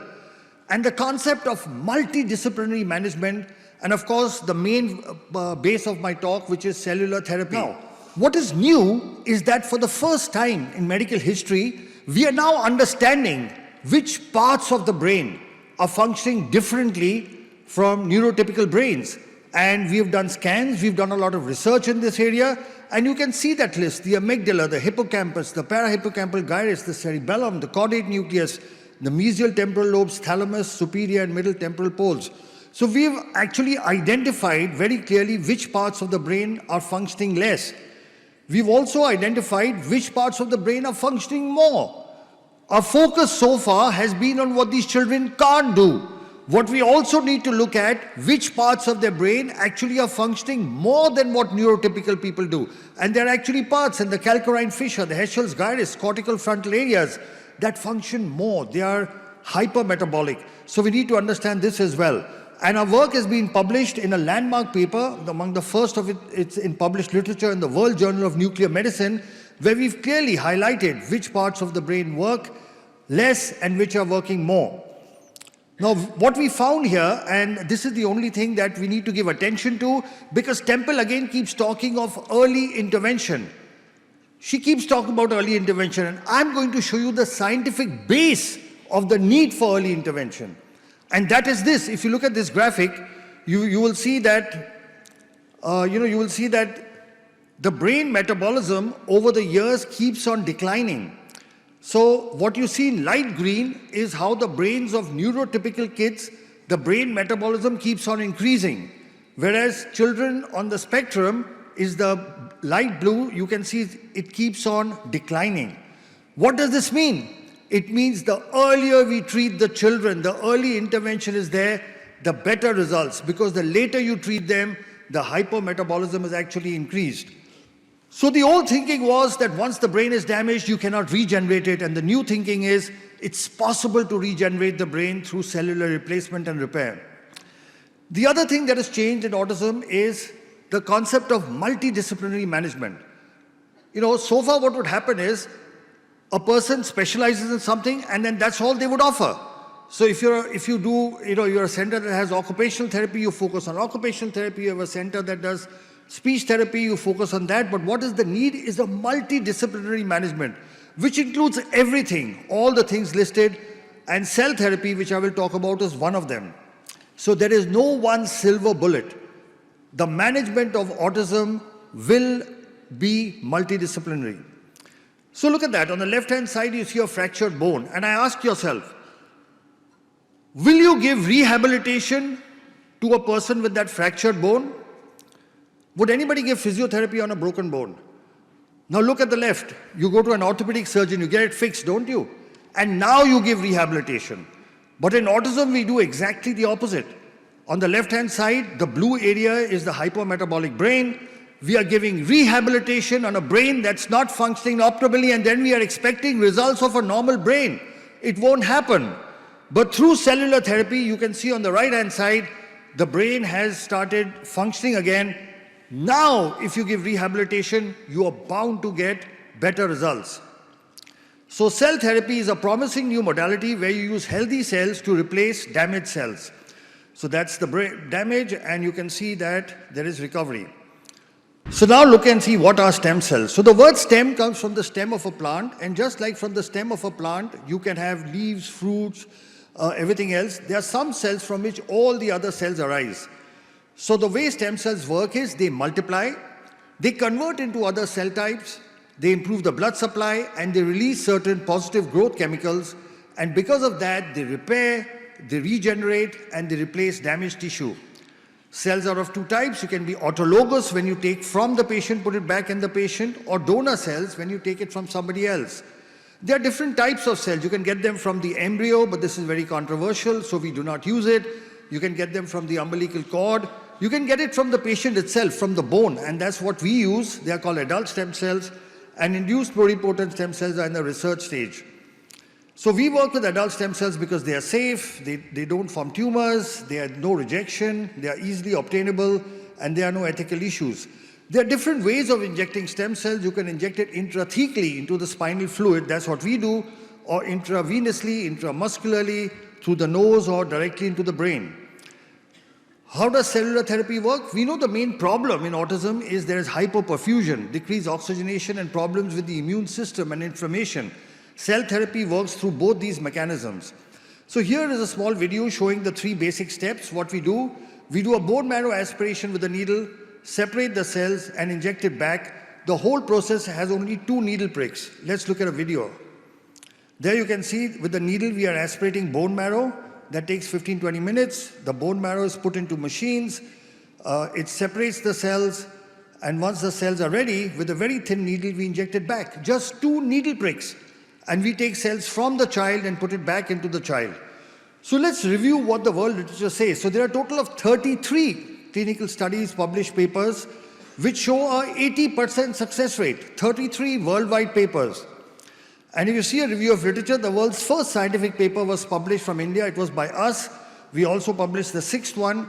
The others came from China, Italy, America, etc. So this is the world's first paper on cell therapy in autism, which we published in 2014. This was our paper, and it showed 91% of the patients improved. The second paper came from China. Here again, they showed an 88% improvement. The third paper came from the United States by Dawson, again showing 90% improvement. This another paper from the United States by Kimberly et al. Showing 90% success rate. This paper by Martinez from Mexico showing a 95% success rate. This paper from Vietnam by Thang et al. Which showed a 93% success rate. This paper from Italy which showed a 78% success rate. Now this is a meta-analysis. This is a review of 460 patients. And at the end, in this paper, they summarize that cellular therapy is safe and that it improves patients with autism spectrum regardless of what type of cell we use. In this other systemic review by Jingyang Q from China, they looked at 325 patients, and again they said it is safe and effective. So there is enough published worldwide literature to show the effectiveness of cellular therapy. Now this is our latest paper. We had 2 papers, but I'll talk about the second paper because this was 254 patients. We use autologous bone marrow mononuclear cells. You can see the improvement in the various symptoms, and almost all the symptoms, whether it is social interaction, eye contact, attention, stereotypical behavior, aggressiveness, hyperactivity, self-injurious behavior, sitting tolerance, command following, speech, communication, all these you can see above is the percentage of improvement. And we have scales called ICAN CARS, and you can see that there was a significant improvement, 94% and 95% in these scales. Now here's something interesting. The results depended on age. So those kids who were less than 5 years, we had a 97% success rate. Between 5 to 10, it reduced to 94. Between 10 to 15, 94 again. And 15 and above, it was 91. So the earlier we intervene, the better results we are likely to get. Here again, you can see on CARS scale, again, 98, 95, 90, 91. So you can see that age affects the outcome. Now, what was the objective proof? Because one is clinical improvement. So in our study, we actually showed objective improvement. So above, this is a PET CT scan where the blue areas are the hypometabolic areas, the areas that are functioning less than normal. So you can see above all the blue. Now this is done on a Siemens machine. Below, you see 6 months later, and you can see the hypometabolic areas are gone. So this is objective proof. I'm just showing you 1 or 2 scans, but we have almost 3,000 such scans before and after that show that the brain damage, the parts of the brain that are not functioning appropriately in autism, they can be repaired. And this is proof of that. So this is on a Siemens machine, and this is on a GE machine. Again, you can see the cerebellum, blue area, hypometabolic, and below you can see that it has improved. So on 2 different sets of machines, Siemens machine and General Electric machines, both show before and after improvement. We have a total of 6 scientific publications in the results of cell therapy in autism. And now international books, medical books are introducing chapters. So in this book on recent advances in autism, there's a chapter, Stem Cell Therapy in Autism Spectrum Disorders, and they've asked us to write the chapter. So we've written the chapter for this book. Now this is data, what I showed you earlier was published. This data of 1,000 patients has been sent for publication. But just to give you an outcome, this is 1,010 patients. And again, you can see more or less similar symptomatic improvements. Again, the ICA and CAR scales, good improvement. Individual domains of ISA. And age-wise, again, you can see the same thing. Below 5 years, 89% improvement. Above 15 years, it dropped to 80%. And this is the analysis. You can see above the blue areas, the damaged areas, and below, after cell therapy, you can see that the brain has got activated. You can again see above and below. So complications. So we've had no major complications. There has been no neurological deterioration, no infection. However, one major concern is that 3% of our patients developed increased incidence of epilepsy when they already had epilepsy in the past. 10% of the patients get a spinal headache which lasts for 1 or 2 days immediately after the procedure, and there was some nausea, vomiting, local pain, etc. Now we've published this as a separate paper. People normally like to hide their adverse events. We've published a paper saying that seizures may happen as an adverse event because there is no treatment which does not have adverse events. But if you know it, you can actually manage it. So we've published this as well. Now I'll just show you a couple of videos. Just if you have little time, so yeah, we have some time. So I'll show you a couple of videos. There are three sets of patients from 3 continents. This is a child from America. Father was a cardiologist, mother is a nurse, and he's improved so much. Today, this kid is not only completely off the spectrum, this video is a little old, but he's topping in school and he's doing wonderfully well.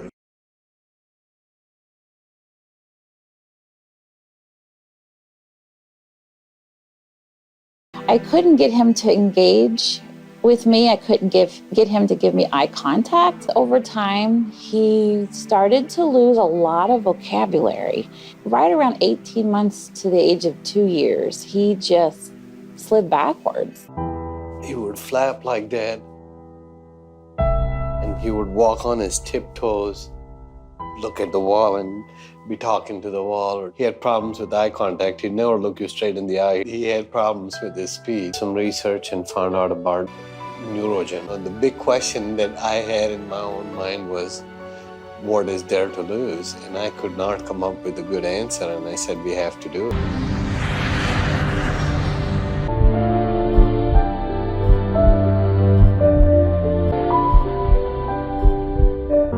We started seeing better eye contact, definitely a difference in his engagement with us, with his sibling, his mood. He was so much calmer. Now he's all about taking his own shower. I have to just prompt him to get out, but he'll wash himself and he'll put his clothes on. Saw the PET scan images. I can't tell you the word, we were just so excited and thrilled. The areas that were hypoactive or non-active were warm. There was activity there.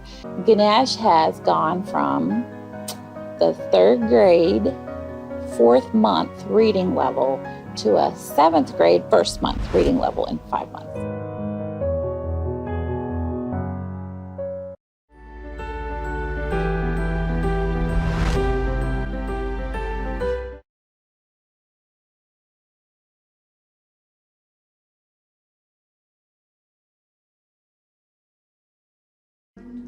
And now we have Mercy over here. We went to different doctors, we went to different hospitals, and when I brought it up, they were like, oh, no, don't worry, it's because they are boys, they are triplets, they were premature. I would be walking out and I'm like, bye, and no child is crying, no child is waving back bye.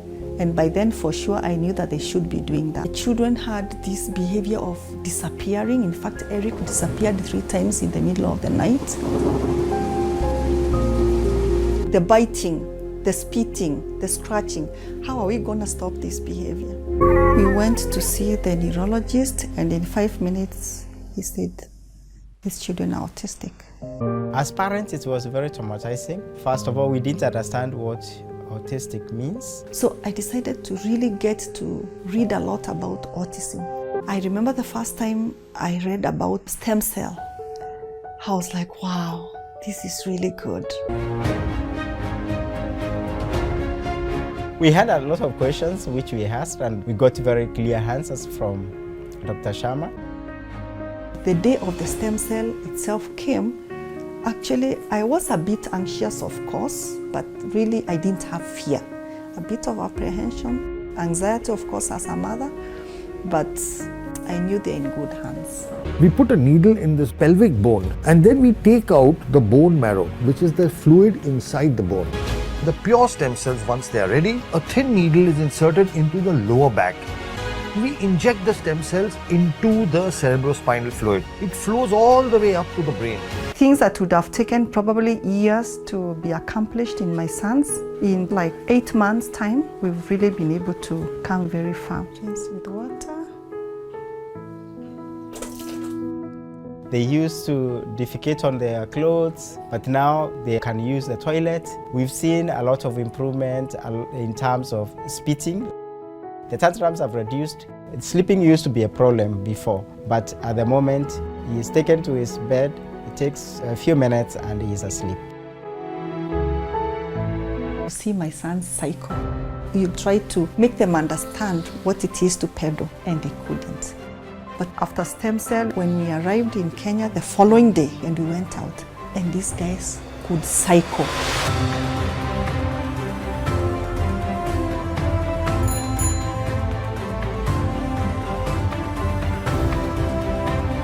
I'm going to send you to buy tomato paste, okay?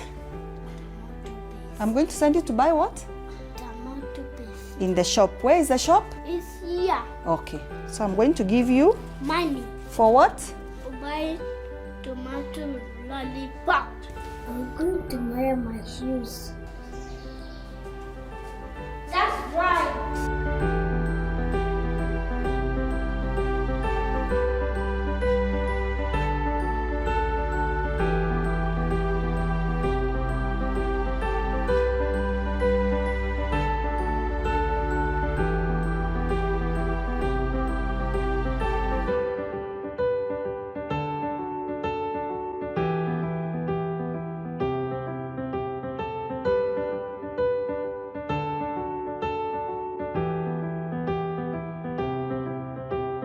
Parents ask me, so do you really think stem cell works? And I'm like,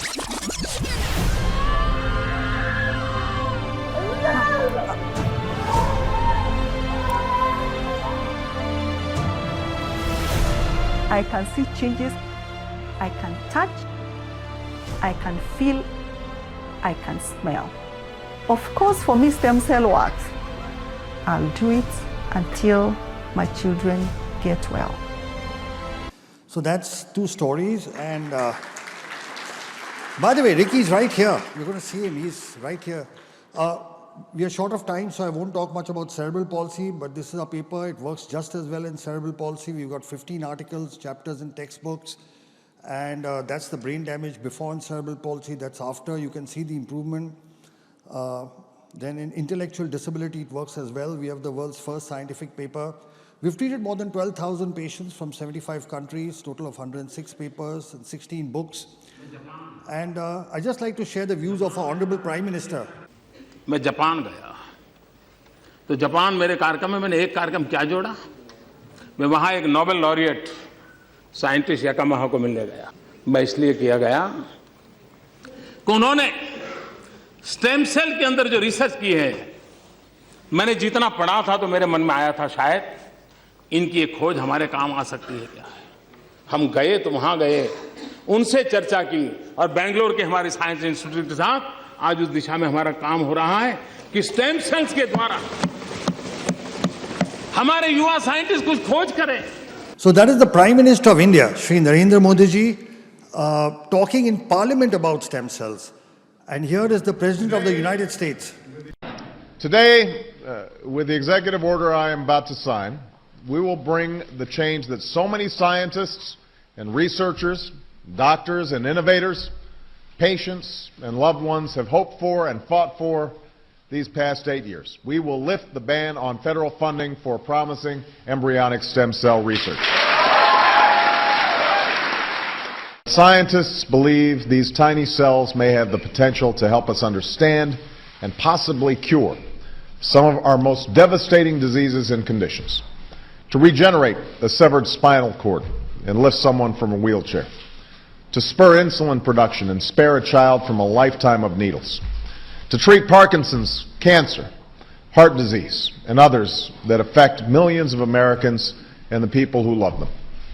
There's no finish line in the work of science. The race is always with us.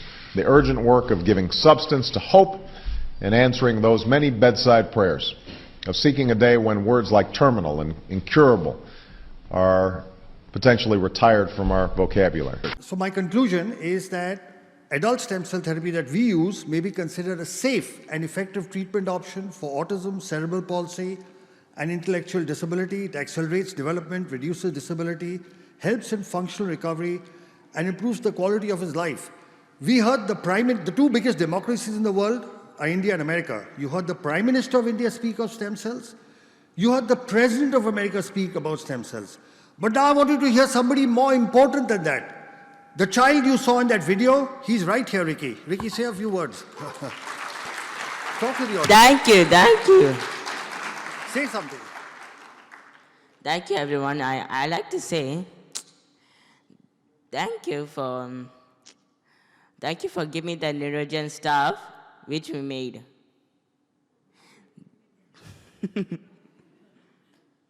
This child could not speak. This child could not go to school. Today he's standing in front of you and giving a speech. Let's give him a big hand. Thank you. Thank you, Ricky. Come. Thank you, everybody.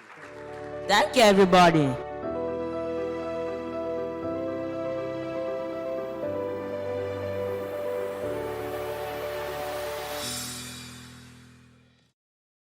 It is really my privilege to introduce this next speaker. When Dolly told me that I was going to be introducing him, I said, "Are you sure you want me to introduce him?" Well, I'm here, so I guess she was sure. Dr. Kerry Magro is an award-winning autistic professional speaker, best-selling author, autism consultant to the HBO series Mrs. Fletcher that aired in the fall of 2019, and the latest seasons of Netflix's Emmy Award-winning series Love on the Spectrum. If you haven't seen that, you really need to watch it. It is very, very good. He started professionally speaking 12 years ago via the National Speakers Association after he fell in love with theater as a child to help with his social and communication skills. Today, he has spoken at over 1,200 events during the time, including 2 TED Talks and talks at Google presentations. In addition, Kerry is CEO and president of KFM Making a Difference, a nonprofit organization that hosts inclusion events and has provided 100 scholarships for students with autism for college and counting since 2011. In his spare time, which I'm not sure how he has, he hosts a Facebook page called Kerry's Autism Journey that now has 218,000 Facebook followers, where he does on-camera interviews highlighting people impacted by a diagnosis to break down barriers in our community.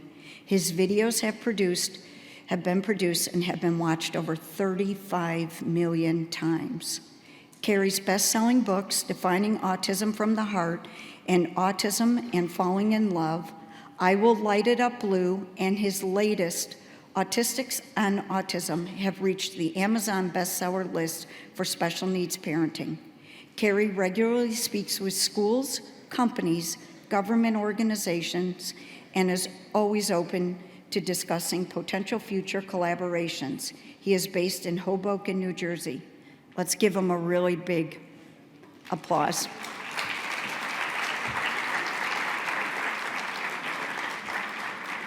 He's got a video that's supposed to be starting.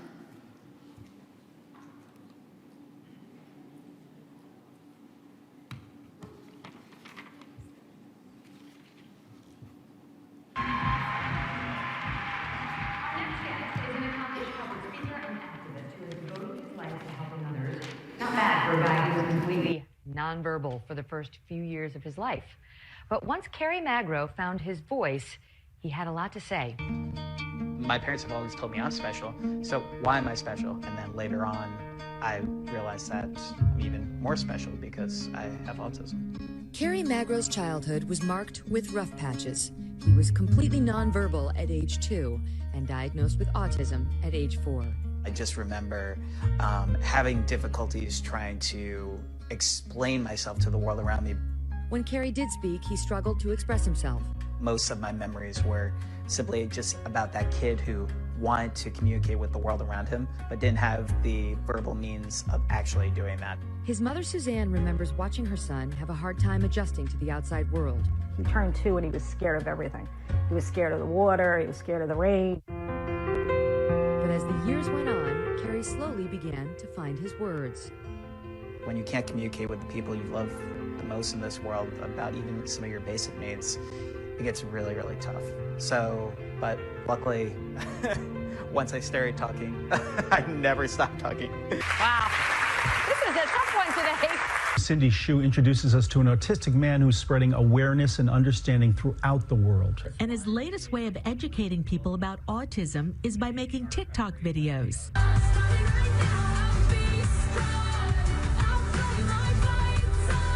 I received over 4.1 million views on TikTok, and I just had so many parents, educators, family members who just wanted to learn more about autism, and they were like, keep going, keep doing what you're doing because it's making a difference. In college, he started a nonprofit called KFM Making a Difference, which awards autistic students with college scholarships. He later earned his doctorate in education. He's now a professional speaker on autism and inclusion. We've gotten inquiries from people from Africa, Canada, the UK, and it's just shown me that we're not alone in this community. There are people impacted by autism across the globe. He's written 4 books. His latest one is called Autistics on Autism. All proceeds will go to his scholarship foundation. You are going to find 100 amazing autistic adults' stories of how they were able to navigate their adolescence and ultimately succeed in their journeys. He says most publicly funded services end for autistic children when they age out of school, so that could be late teens. He's fighting to get resources for autistic adults through legislation and has this message for parents. Never give up on your child. Never give up on getting them the best quality supports so they could live their best quality of lives, because again, it's a spectrum. And it's really about providing those resources across the lifespan, because autistic children will grow up to be autistic adults, and we need to be ready for them. And he'll keep promoting awareness any way he can. What doing today? Awesome. It is such a huge honor to be here with all of you speaking on a really important topic that is facing so many individuals within our community.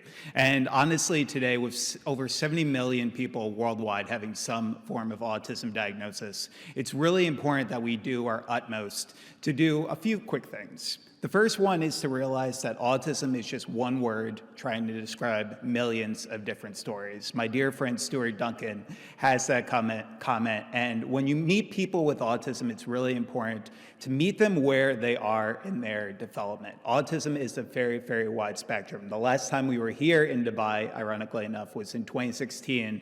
And one of the speakers at that conference with me, his name is Dr. Stephen Shore, an internationally known public speaker who himself is autistic, says if you met one autistic person, you've met just that one autistic person. So let's keep the conversation going on meeting each individual where they are in their own development. So some housekeeping notes today. I'm an avid note taker during all these presentations. So typically I'm the guy sitting in the front row taking a photo of every single slide so I don't miss anything.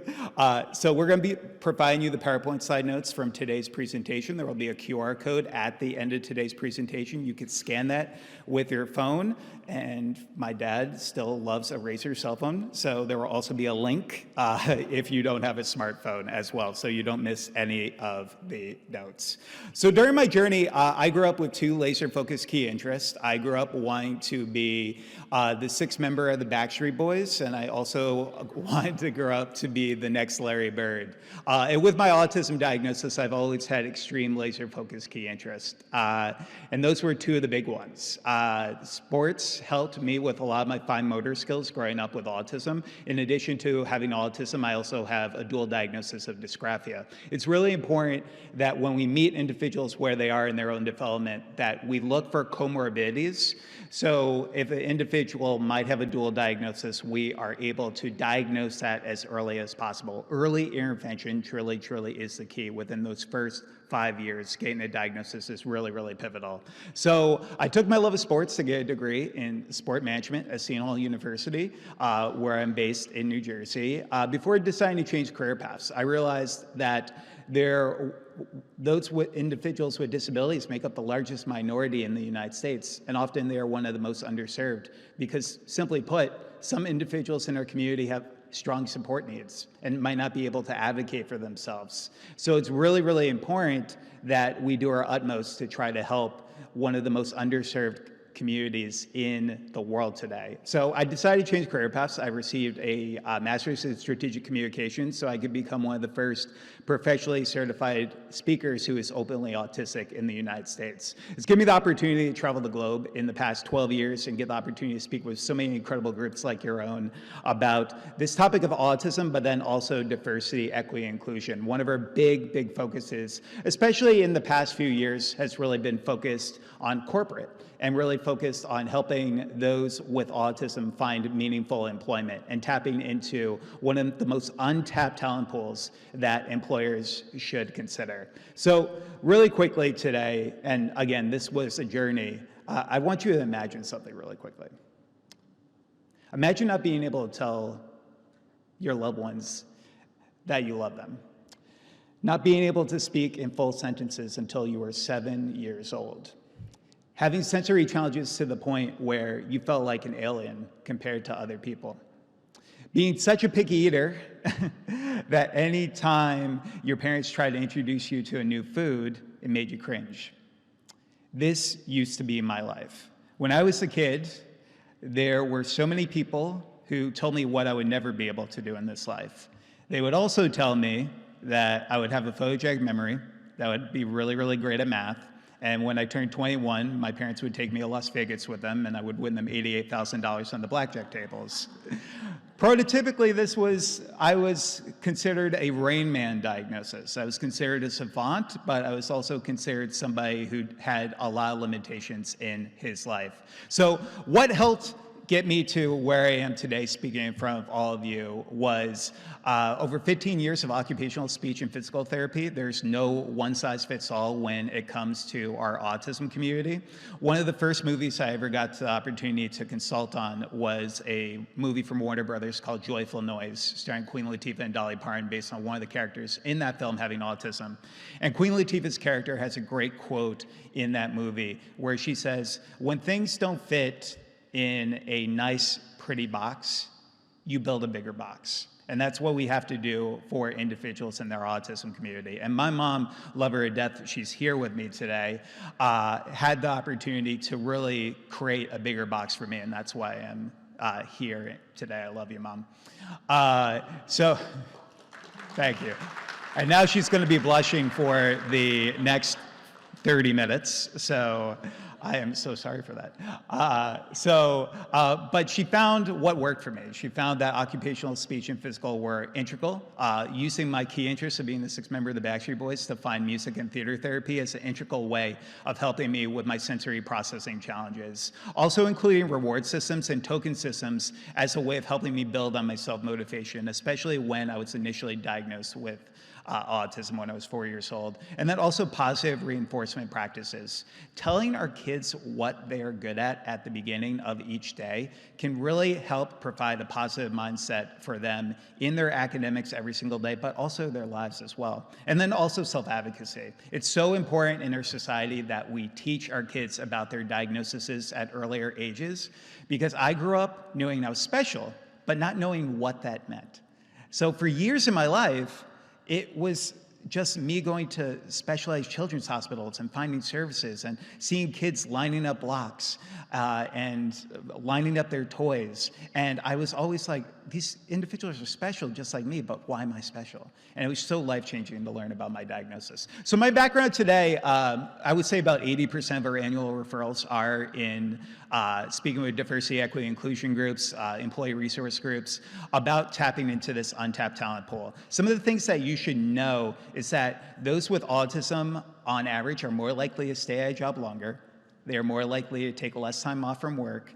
And when we talk about the majority of reasonable accommodations, I speak to so many companies, even globally, who say, well, Kerry, I'm not sure if I could actually hire somebody who's on the autism spectrum because I think it's going to affect the bottom line. And a lot of people don't know this. The majority of reasonable accommodations cost absolutely nothing. And when they do, it's typically just an onboarding fee of around $500 to $1,000. So let's start changing the conversation.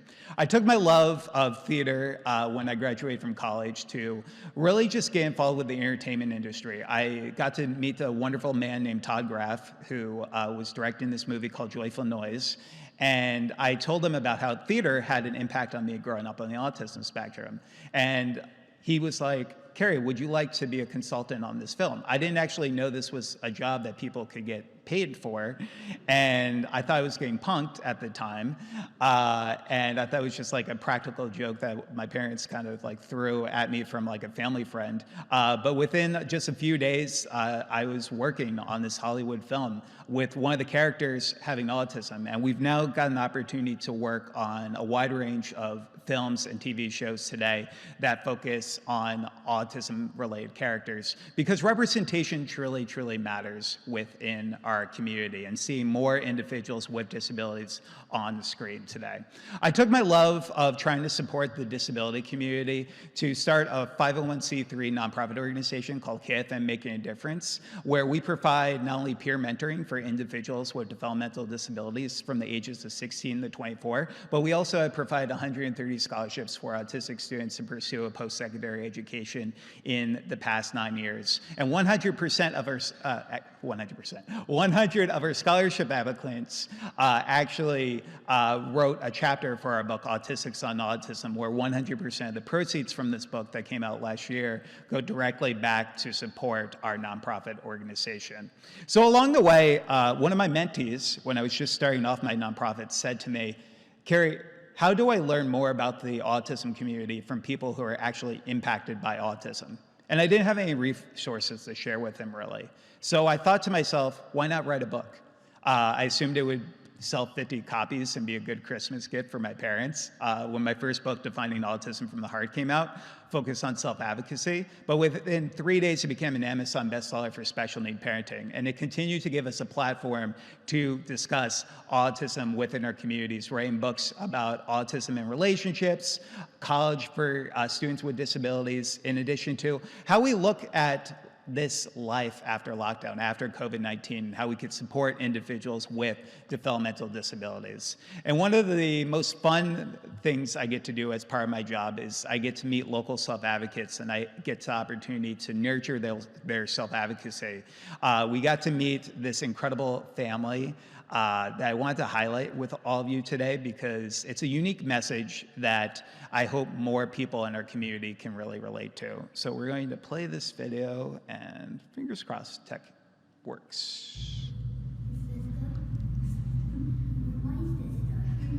Yeah. You have two sisters, Rachel? Both sisters. Both sisters. JJ, what do you like to do for fun?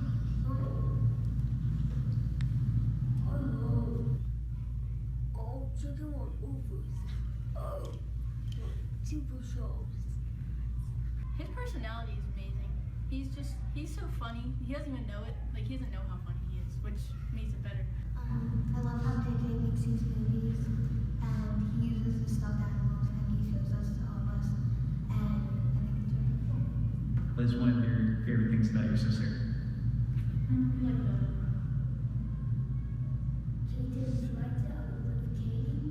Yeah, okay, yeah. What do you like about me? Yeah, me. What do you like? Television. Okay. How people treat autistic kids different because they're exactly like us. They have feelings too, and they act like autistic kids don't have feelings. How does it make you feel? And it makes me really upset. For siblings who might be watching this at home, what would you like them to know if they may have a brother or sister who's on the autism spectrum? Celebrate accomplishments, encourage them to do the best that they can. We have a good family. Yeah. Everyone's supportive. It's just circle love. So one of the key messages I hope I could leave you with today is that it takes a village. And you have to realize that regardless of where you are in this journey, whether you're an educator here today, a therapist, a parent, or a self-advocate, it's important to know that every single individual in your lives can hopefully become part of this village to make sure that we're providing reliable autism resources across the lifespan for our over 70 million individuals who are autistic today. So every single place I go to speak, I've had the opportunity to travel the globe and get the opportunity to share my story, but I realized that many individuals in our local communities didn't have an opportunity to share and lift their voices. So I started a video series as part of my Facebook page, Kerry's Autism Journey, where we now get to not only nurture self-advocacy in these young individuals, but also give them a platform to hopefully break down barriers and biases within our community. We've highlighted everyone from a 6-month-old with Down syndrome in the Bahamas all the way to an Army veteran with cerebral palsy who didn't tell his platoon that he had cerebral palsy so he could fight for our country. So it was truly, truly remarkable. The other big note I hope I could leave you with today is that girls with disabilities often fall through the cracks in our society. We see this so much with so many girls being able to bear masks, different characteristics, such as stimming, such as known as self-stimulatory behavior. There are some individuals who fall through the cracks because of that. We're gonna skip this video and maybe come back for it if we have a little bit of time. But what I will tell you about Rachel's story is that Rachel is a truly amazing individual who didn't get diagnosed until she was a little bit older. And it was because of, again, so much stigma in our communities is focused on boys with disabilities. Now, we're not only talking about autism, but we're talking about ADD, ADHD, and the neurodiverse lens that we talk about in our communities. In addition to that, when we talk about this topic of autism, we need more not only government organizations, but we also need more travel destinations to go about certification. I've had the wonderful opportunity to collaborate with a group called IBCCES, who do certified autism centers around the country. We just spent yesterday at Aquaventure at Atlantis, and they are a certified autism center. We got to see sensory guides that they had for different rides, which told you how much sensory processing each ride specifically had. And it was just so amazing to see the structure there, especially to bring families of autistic children to our parks. It was truly an amazing thing to see. In addition to that, when we talk about this, it's also just great to reduce stigmas. One of the great things about certified autism centers is that they train up to 80% of their employees on autism and sensory awareness in the hopes of helping these individuals understand a little bit more about how to approach our community. So how I got involved in making the world more inclusive, my interest in certification started with wanting to host more sensory-friendly meetings in my home state of New Jersey. For the past 10 years, I've played an autism and sensory-friendly Santa Claus, where we had the opportunity to meet children with disabilities at their level to really, truly support them, especially from a sensory processing perspective. So I decided to join a board called IBCCS based in Jacksonville, Florida in 2019 to support this community. So During my work in public speaking, one of the most interesting experiences I had was when I was speaking at a Fortune 500 company, and we were speaking about diversity, equity, inclusion, and one of the individuals in there asked me if every single person who has autism grows up to be the good doctor. If anyone has seen The Good Doctor is a show on ABC focused on Dr. Sean Murphy, a savant who is on the autism spectrum. And that's why we need to make sure people realize that autism is not only in children, but there are going to be individuals in our workplaces that you meet in the future who are also going to have these diagnoses. And not every single person you meet will end up fitting in this lens of the Rain Man, good doctor stereotype. So that's the other big thing. We have to realize that autism has no look. Typically, the two most common things people say to me when they come up to me for the first time is they say, Kerry, you have autism, but you don't look like you have autism. And then also, Kerry, you have autism, but you look so normal. Disability has no look. And it's important that we not only discuss this, because it's also important about promoting kindness. When we talk about our society, there are going to be people that you meet who you're only going to see the challenges that may face on the surface. You're not going to know what's going on in day-to-day lives. So one of my biggest challenges, though, was sensory related. I grew up having a hypersensitivity when it came to loud noises. I would wear earbuds in my ears. I would wear sunglasses in many of my classrooms due to fluorescent lights. So luckily, though, I had not only a great occupational therapy team, but I also had an in-house occupational therapist who truly, truly helped me.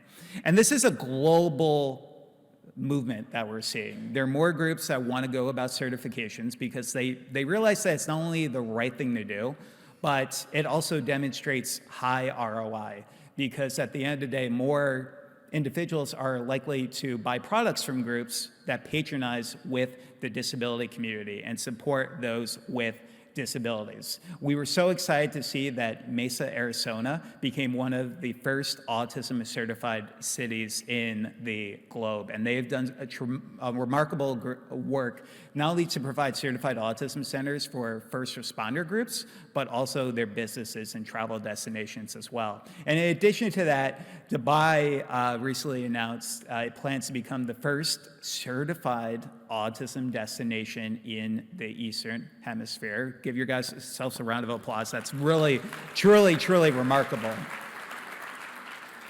And we need more individuals like yourselves championing this cause. So we applaud Dubai for taking the necessary steps to make certifications like this possible, realizing the importance of the autism community. One of my favorite experiences I've ever had was at a certified autism center. After growing up as somebody who struggled with textural issues and having issues with water on my skin, there was always something soothing about playing with animals in the water. So I got to go to the Discovery Cove in Florida, which was at a certified autism center, and we got the opportunity to swim with dolphins. And I have terrible balance issues. I can't ride a bike for the life of me. And in the water that day, I was having some challenges because the land was very, very tough. I also have flat feet, so that didn't help this situation. So I was at Discovery Cove, and one of the best things that somebody did for me there was just showing me compassion. They not only showed me compassion in being able to just hold my hand while I was going in the water to swim with the dolphins, but they asked questions when they were unsure about something. I think some of the easiest things that could help our autism community are some of the things that just make the most common sense in the world. Continue to ask questions when you're uncertain about something, and then also pursuing competence. They pursued competence for me every single minute that I was there at that park. And that's truly why I love the idea of certifications in our local community. In addition to that, other things to consider, autism and the majority of disabilities are lifelong. While early intervention is the key, those first 5 years are pivotal, we need to realize that people don't cure themselves of having autism. We spoke in Egypt a few years ago when we were laying the pyramids of Giza blue, and I was just talking to somebody about this earlier, and one of the parents asked me if exorcisms could cure autism, and I was like, oh, wow, that's an interesting perspective I haven't heard from before. It just goes to show that the education truly needs to be there in more of our local communities, because if you don't have that personal connection, and just by a show of hands really quickly today, how many of you know of somebody who's on the autism spectrum? And if you feel comfortable, how many of you have a sibling or a family member who's on the autism spectrum? Okay. And if you feel comfortable enough, how many self-advocates are here today? Yeah, we have quite a few. It takes a village, and using your voice can truly make such an important change within our community. Another key message I hope I can leave you with today: if it isn't written down, it did not happen. Documentation is so important, especially when we look in 2023. Hearsay is something we really can't get behind anymore. We need to make sure that we're not only documenting in our workplaces, but also for our kids. I think it's important for every therapist and educator to have a journal where they can document for their child, look at short and long-term goals that they have for the individuals, but also helping the parents understand about their developmental milestones as well.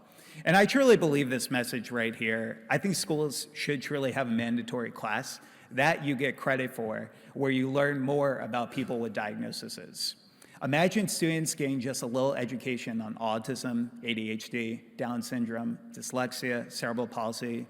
It could make a huge impact on understanding and acceptance. I truly believe that in that message. And that's why many individuals in our local communities are pivoting our conversations. April is also known to many of us as Autism Awareness Month, but many individuals in our community are pivoting it to Autism Awareness and Acceptance Month, realizing that it's not enough to just be aware about autism, but how can we be inclusive? So these are some great ways that we can be inclusive in our education setting today.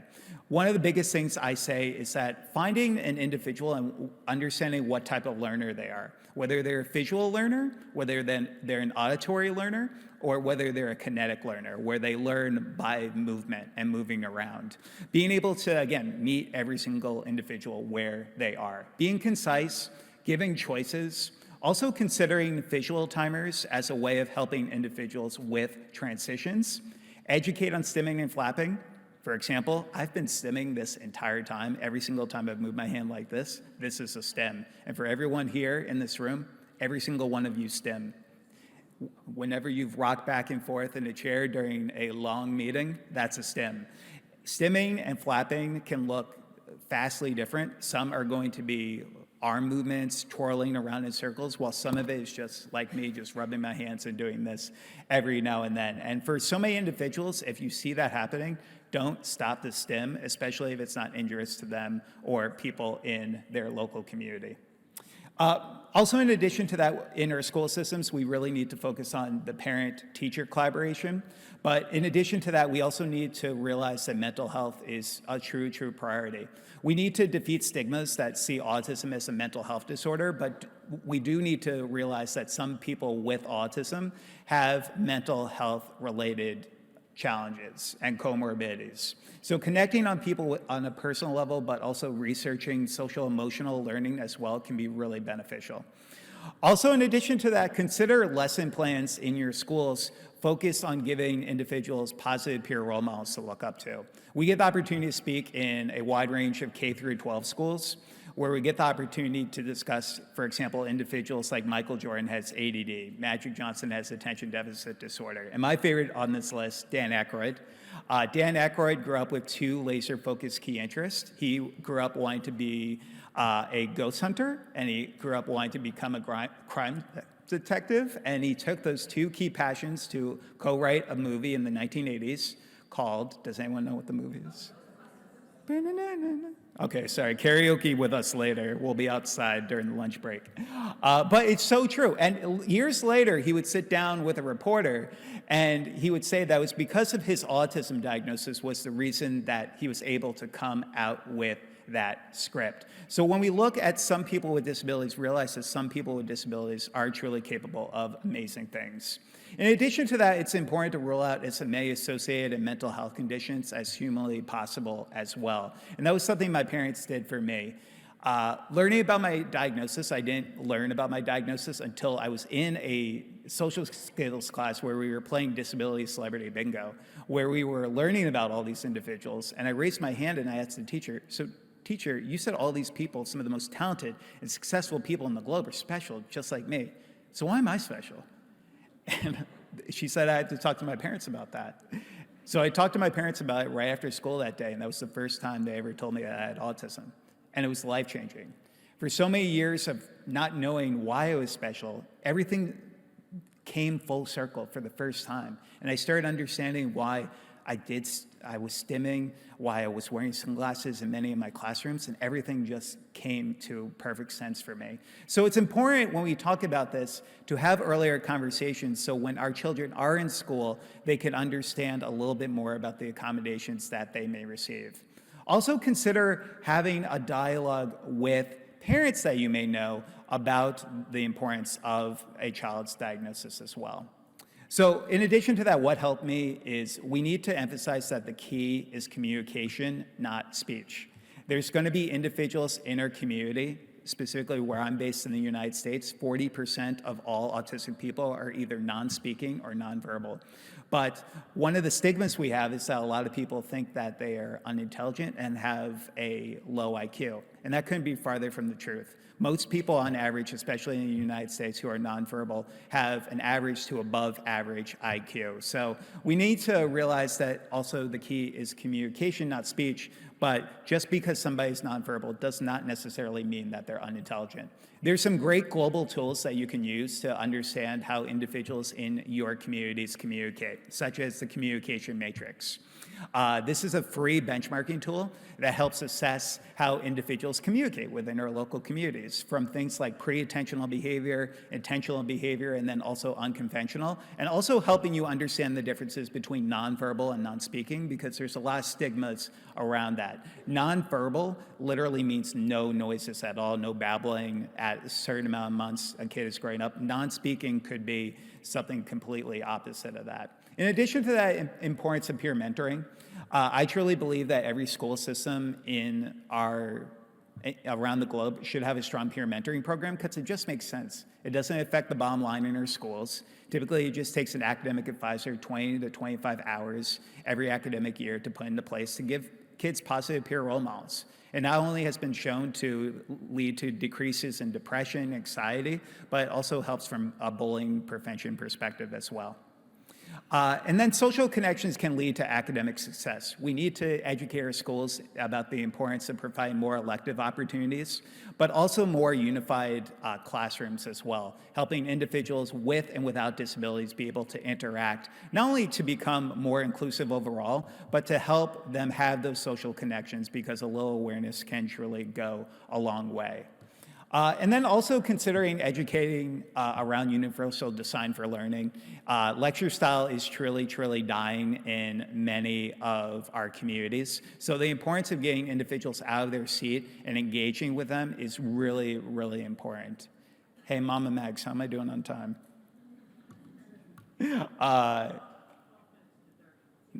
Nice, nice. See, I put her to work. Guys. Encouraging parent involvement can also be, and she'll be blushing for the next 12 minutes too. It's amazing. I love you, Mom. I love you. Encouraging parent involvement is really key as well. I did my dissertation. I got my doctorate in education at New Jersey City University, so I could become an adjunct professor while I continue my full-time job public speaking. And I did a qualitative study focused on the perception of resources for parents of children with autism who are in online communities. And what we learned from these semi-structured interviews was the importance of trying to find a village, especially for those who have multiple jobs, for military families who might be traveling a lot, being able to find your village online. And seeing that a lot of parents have found success using Facebook groups and other methods of technology as a way of helping them communicate, especially around referrals, towards different therapies and supports in their local areas. Also consider in your schools having alumni organizations comprising of individuals with disabilities to educate the school districts about the disability community and what helped them when they were in school. Again, something that doesn't affect the bottom line, and it just makes a lot of sense. In addition to that, creating home safety zones, one of the things that we've loved about the certified autism centers we've seen here in Dubai is that each one of them has a quiet zone or a quiet space. And that just helps so many of us, regardless if somebody has autism and has social and communication challenges or sensory-related challenges. All of us could use a quiet space every now and then. I know I could. And then also considering how we look at visuals, especially for non-speaking individuals, I definitely recommend, especially in local parks that you know, considering advocating with your local governments to look at instituting communication boards as a way of helping individuals who are non-speaking communicate with those who are verbal. PECS boards, also known as Picture Exchange Communication Systems, are something that has truly been very, very helpful for many individuals within our autism community. In addition to that, we need more inclusive events in our classrooms. And I wanted to share a quick video with all of you so you could get a little sense of one of the things that we're doing to try to be more inclusive for the world.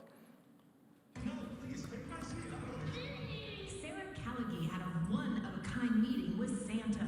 The 8-year-old has autism and is nonverbal. Her father brought her to this event because this Santa's helper understands the challenges of autism firsthand. Santa also has autism. It's such a special connection, special bond. The helper is actually 28-year-old Kerry Magro. Diagnosed at 4, his sensory challenges prevented him from visiting Santa as a child. He created this event so others like him don't miss out. This event is more inclusive because we dim the lights, we turn down the sound and try to help them as much as we can. Just does a great job. It just takes his time. There's no rush. Most of the elves and Mrs. Claus are occupational therapists and special education teachers. The team visited with 181 special needs families, including 4-year-old Rusty Marsh. Is this the first time you've seen Santa? Yes. Is it? Yes. And was he a nice Santa?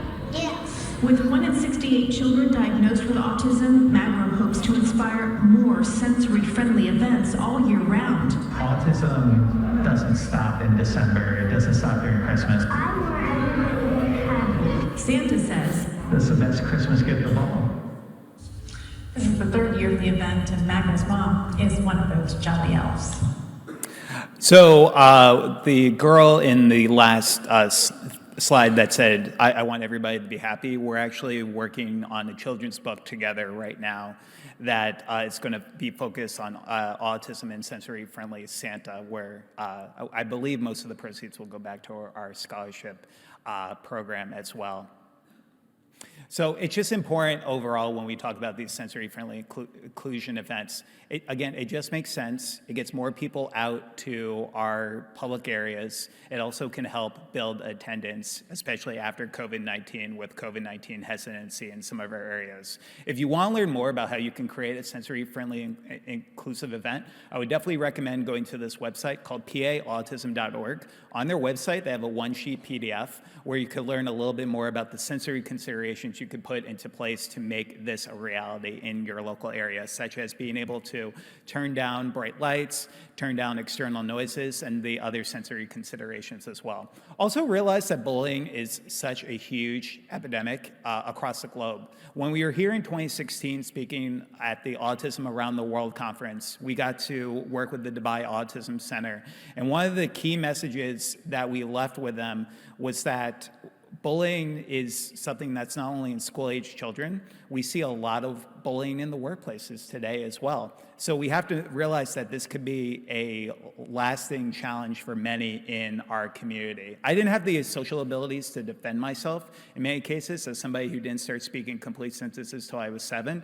And it's really, really important that we educate our kids on what a friend is, what a bully is, and how to go about stopping bullying, especially for our verbal students. When stopping bullying happened for me completely, I realized what bullies did. So I would role play different scenarios in my classrooms with my teachers on how to stop a bullying, where if somebody said to me, Kerry, you have autism, but you are so stupid, I would turn around and I'd be like, well, yeah, sometimes I do stupid things. Thank you so much for bringing that to my attention. And that literally would stop the bully from actually, because when you don't give them the power over you, we have to realize that bullying simply is just that, an imbalance of power. And when that bully wants the power over somebody else, being able to tell the bully that regardless of what you say, you could hate my guts, I'm still gonna love you anyway, it completely stops that situation from happening. So let's continue those conversations. October is also National Bullying Prevention Month, so it has a global perspective on discussing the importance of pivoting from autism awareness to autism acceptance. There's also going to be individuals in your community who would prefer to be called an autistic individual versus a person with autism. That's really, really important to understand. There's some individuals, especially in our autism and deaf communities, who find validation in their diagnoses. So in addition to that, when you look at things like low functioning and high functioning, it's really, really important to understand that I could speak in front of a room of 300 people like today and be considered quote unquote high functioning. But people don't see the struggles that I'm probably going to have to deal with tomorrow, recharging my batteries because of being able to speak, hearing the speakers and the loud noises going on. And during that time, I would not be considered quote unquote high functioning. So when you think about this, consider support needs, those who might have high support needs versus low support needs. And like so many of our speakers have already mentioned, just calling the individual by their name and explaining a little bit more about their strengths and associated challenges. So finally, the 10 things that really helped me get to where I am today speaking in front of all of you. The first thing is that we need to make sure that we're providing positive peer role models, that we're focused on the transition period as well. Our autistic kids will become autistic adults, and we need to be ready for them. I've given 2 TED Talks that are available to check out on YouTube, focused on adult autism, where we discuss this in more detail. Role-playing, it just helps everyone. It helps build a structure, not only in terms of mock interviews, dating scenarios, but also helping build on social skills as well.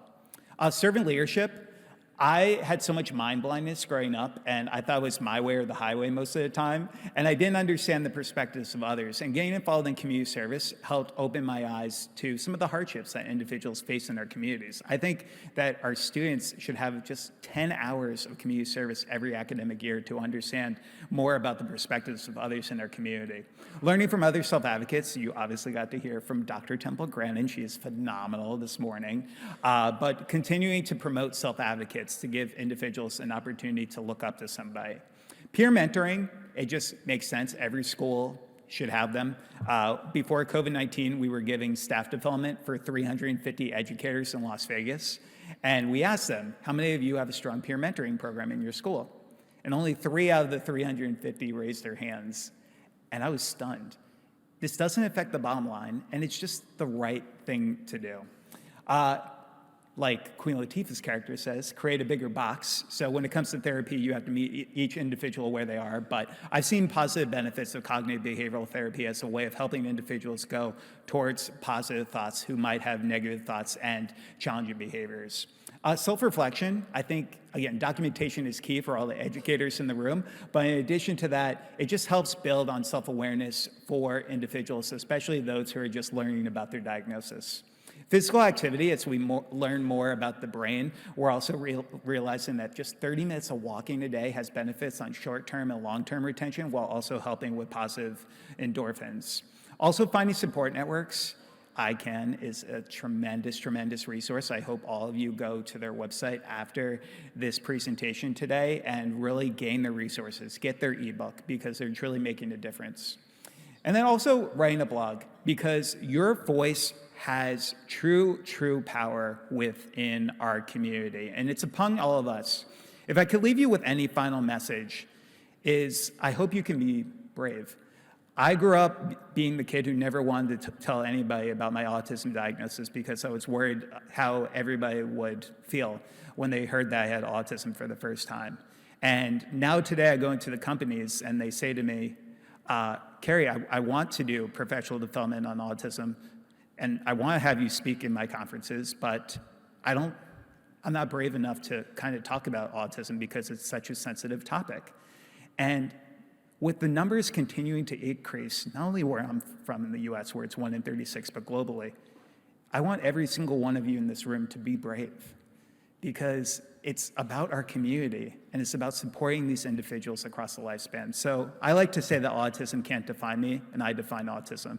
And I can only hope that regardless of any single journey that any of you have in this life, that you can go out there and you can define your lives and your journeys in the way that you best see it every single day. And if you need any help getting started in these conversations, please stay in touch. Thank you all so much for having me here today.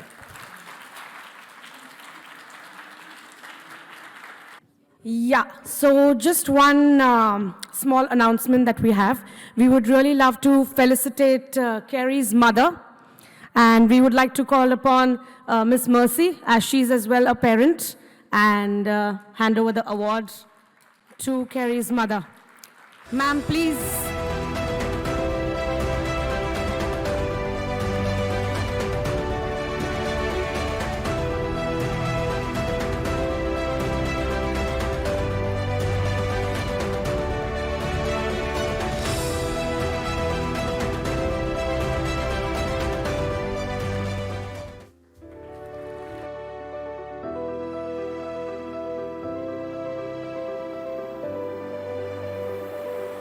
Now, it's a true honor to call Dr. Nadia Al-Saig on stage. She's our chief guest. Please, all of you all, a big round of applause for ma'am. She's the founder and director general of Senses Residential and Daycare for Special Needs.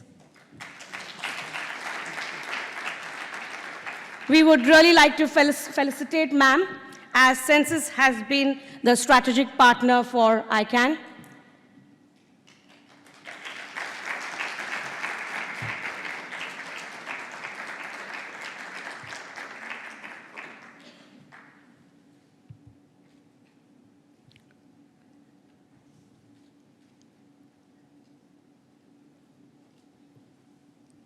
Next, we would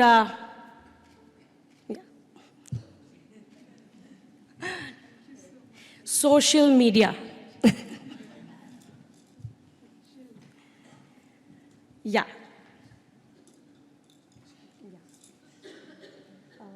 We'll just do a bit of that. Next, we would like to felicitate MENA organization as well, as they as well are the strategic partners for ICAN. A big round of applause.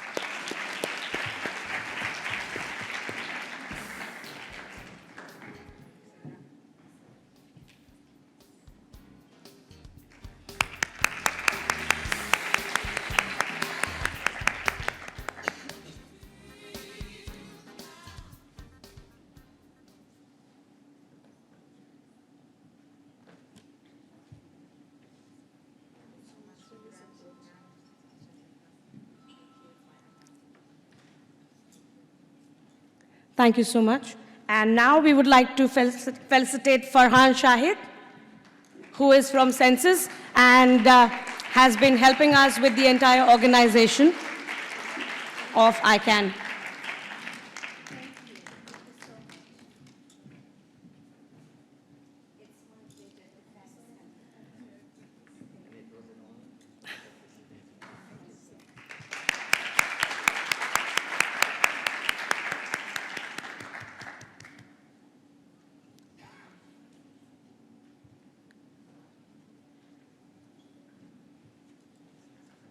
So thanks to one and all for helping us putting this show up. Okay, now I would like to invite Dr. Nadia to say a few words. Yes, ma'am. Bismillah ar-Rahman ar-Rahim. والصلاة والسلام على خير الأنام محمد المصطفى وعلى آله وصحبه أجمعين. Good morning everyone, and I would like to welcome the International Conference for Autism and Neurodevelopmental Disorder ICAN Dubai 2023. It's a great honor to be a part of this event, and hope we come down with this conference with the best practice to the region and share knowledge to the latest trends on autism and developmental disorder. And really, I would like to take the opportunity to thank you all, thank the speakers and the partners of this conference, and especially the audience for your participation. Thank you so much. Thank you.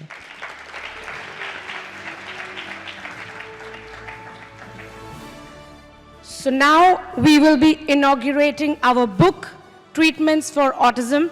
As we did see in the film, it was earlier already inaugurated in English, but now we are inaugurating it in Arabic language.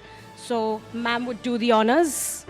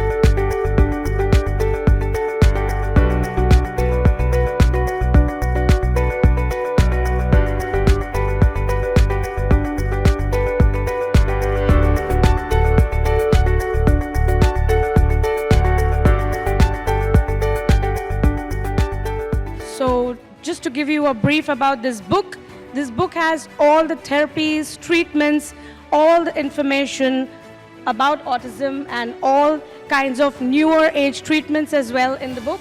You can have a copy online on our website.